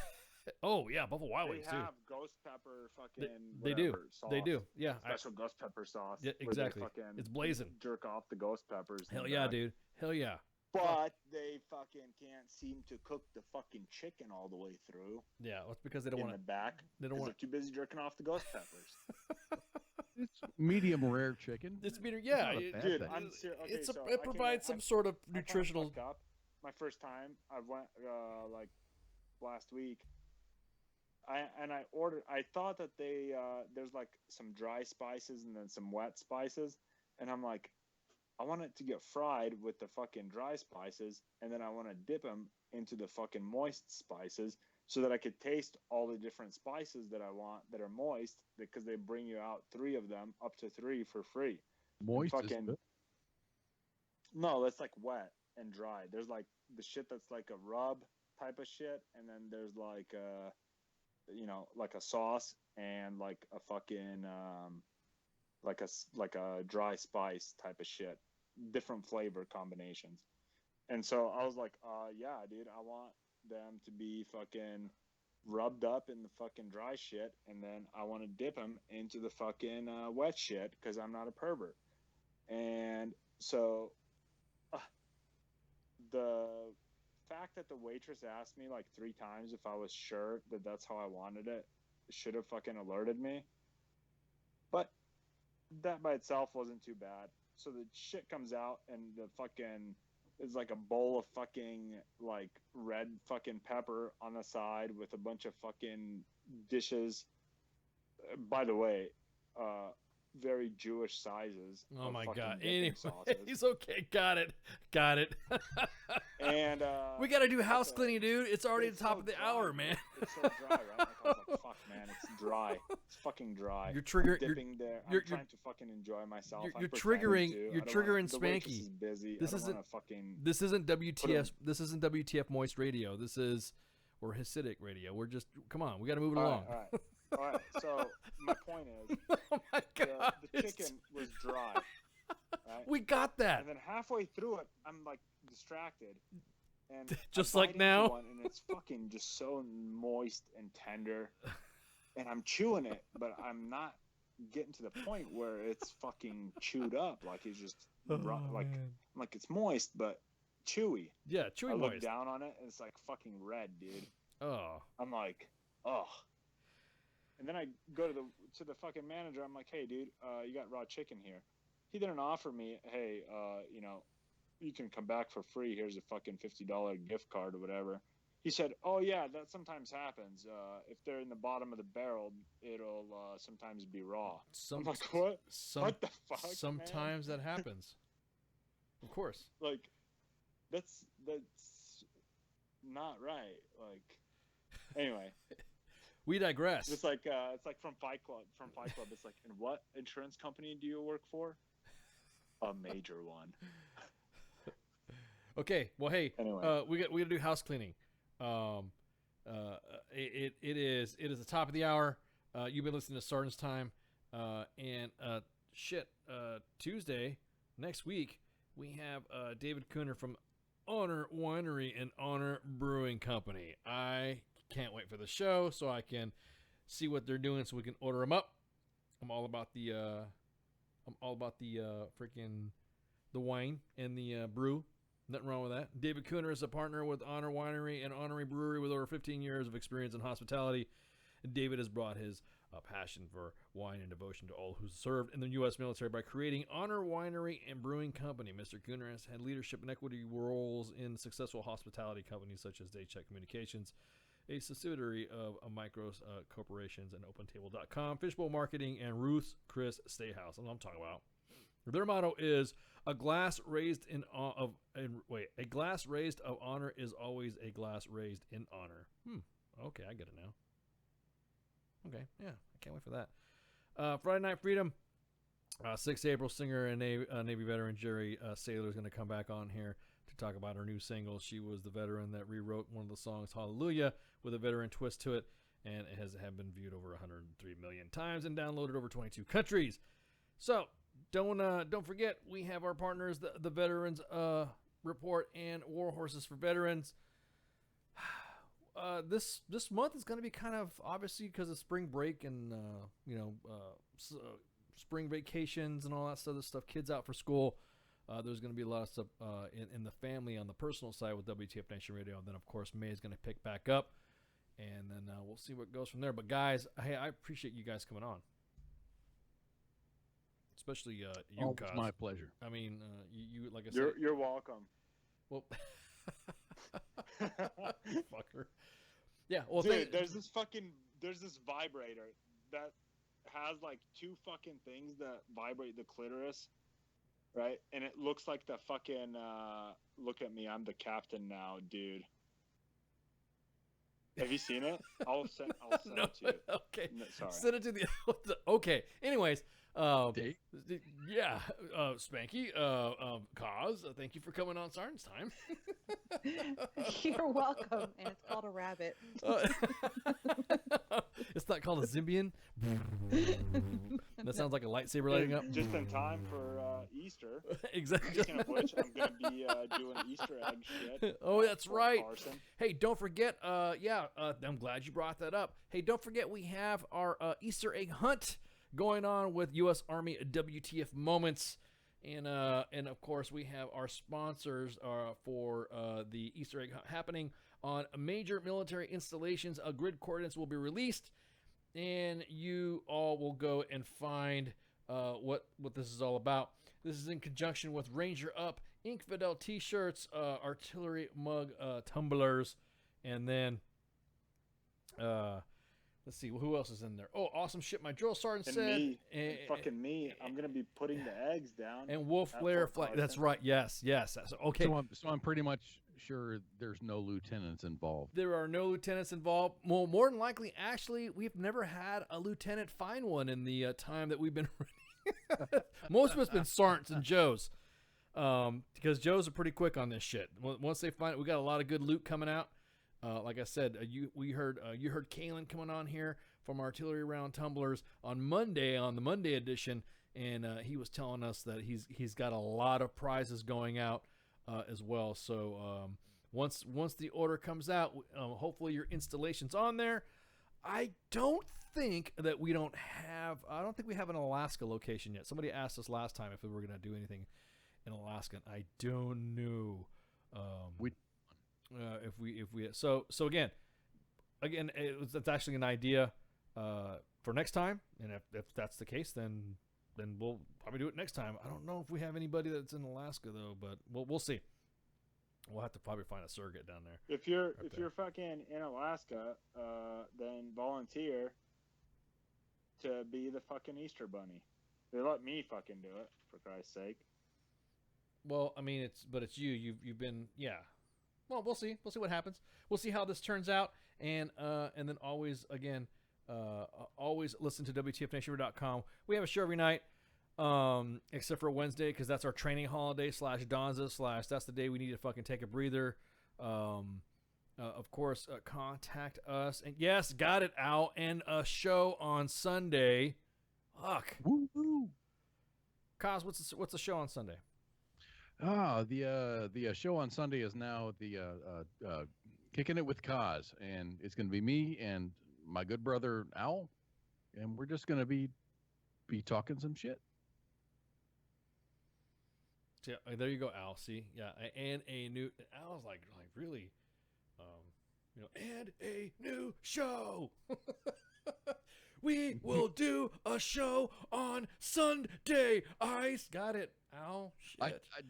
I just did see that the all caps thing. You will have a show. Calm down, brother, man. We got this covered. Yeah, we got it, bro. We got you, man. We got you, man. We got you. We got your back. Tits.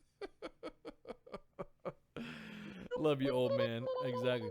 Oh, you know, so what's it called? Is it called the defibrillator show or something like that? Because you're all old. I think it might be. So the age is like it. Because Al, I didn't realize Al was like in his 50s, man. I didn't know he was in his 50s. He said he was in his 50s. He identifies as a 50-year-old. Okay, all right, and me and you are close to that age bracket. Pretty much. Yeah. So we're all. I think we're pretty close. Yeah. So So it's the old man show. Hell, I might jump in on Sunday and see what's going on. Yeah. So if I got my schedule, everyone's welcome. Yeah, if I got a schedule cleared up, when I'm throwing, I'm done throwing Easter eggs at the kids, then hell yeah. But it's Easter Sunday and it's April Fool's Day. April Fool's. So I may not come on. Haha, April Fool's. But anyways. Hello. Hello. So anyways, thanks for y'all joining on and hanging out with us tonight. I know, again, we don't have a guest, but when we do talk about some deep shit to make sure that we are informing you, the veteran community, broadcasting live from the Functional Veteran Center of Excellence, anywhere from Area 51, the Pentagon, and the Alamo. So, with that, shouts. Warning shots. The voice of U.S. Army, WTF Moments. This is WTF Nation Radio. Everything stated on WTF Nation Radio is to be considered the opinion of the person that stated it, and not an official representation of WTF Nation Radio or U.S. Army WTF Moments. Price does not include tax, title, or license. Some assembly required. Each item sold separately. Batteries not included. Objects in mirror are closer than they appear. If conditions persist, contact a physician. Individual results may vary. Keep out of the reach of children. Avoid prolonged exposure to direct sunlight. Keep in a cool, dark place. And please enjoy the show. Shots.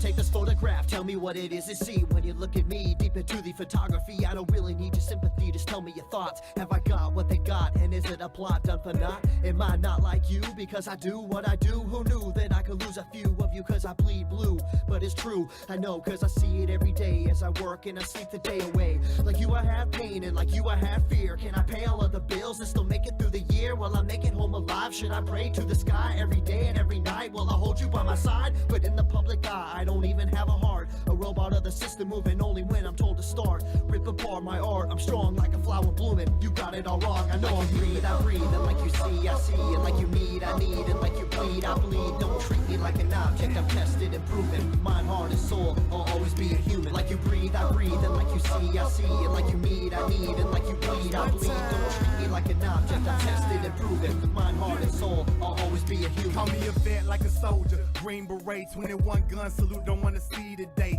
In the constant war zone, in the home of the brave, where they hate the police until they saving the day. I got kids like you, a mortgage like you, so blue lives matter, and so does yours too. All this separation and divide, open your eyes. If you cut us all open, we the same inside. The only difference is I run to the gunfight. Your peace when it's chaos, when the people don't act right. But I'm under scrutiny for trying to protect me. You pull a pistol and I'm shooting for trying to contest me. I got a quick second to make a deadly decision. The media portray me like a kid for a living, like I'm cold with no heart, a brain with no thoughts, a body with no feeling, a life with no cause. Like you breathe, I breathe. And like you see, I see. And like you need, I need. And like you bleed, I bleed. Don't treat me like an object, I'm tested and proven. Mind, heart, and soul, I'll always be a human. Like you breathe, I breathe. And like you see, I see. And like you need, I need. And like you bleed, I bleed. Don't treat me like an object, I'm tested and proven. Mind, heart, and soul, I'll always be a human. I'm damned if I do, and damned if I don't. It's like every single time I say what's on my mind, they go for my throat, they spew evil words. If you are absurd, always grinding, grinning, and killing my soul with these verbs. Hold me down, like I can't gasp for air. I'm closed inside of a box, like I'm inside Fort Knox. Every time that I'm there, I don't know why they think that I'm different from you. All that's true is I'm a like you breathe, I breathe. And like you see, I see. And like you need, I need. And like you bleed, I bleed. Don't treat me like an object, I'm tested and proven. Mind, heart, and soul, I'll always be a human. Like you breathe, I breathe. And like you see, I see. And like you need, I need. And like you bleed, I bleed. Don't treat me like an object, I'm tested and proven. Mind, heart, and soul, I'll always be a human. Like you breathe, I breathe. And like you see, I see. And like you need, I need. And like you bleed, I bleed. Don't treat me like an object, I'm tested and proven. Mind, heart, and soul, I'll always be a human. Like you breathe, I breathe. And like you see, I see. And like you need, I need. And like you bleed, I bleed. Don't treat me like an object, I'm tested and proven. Mind, heart, and soul, I'll always be a human.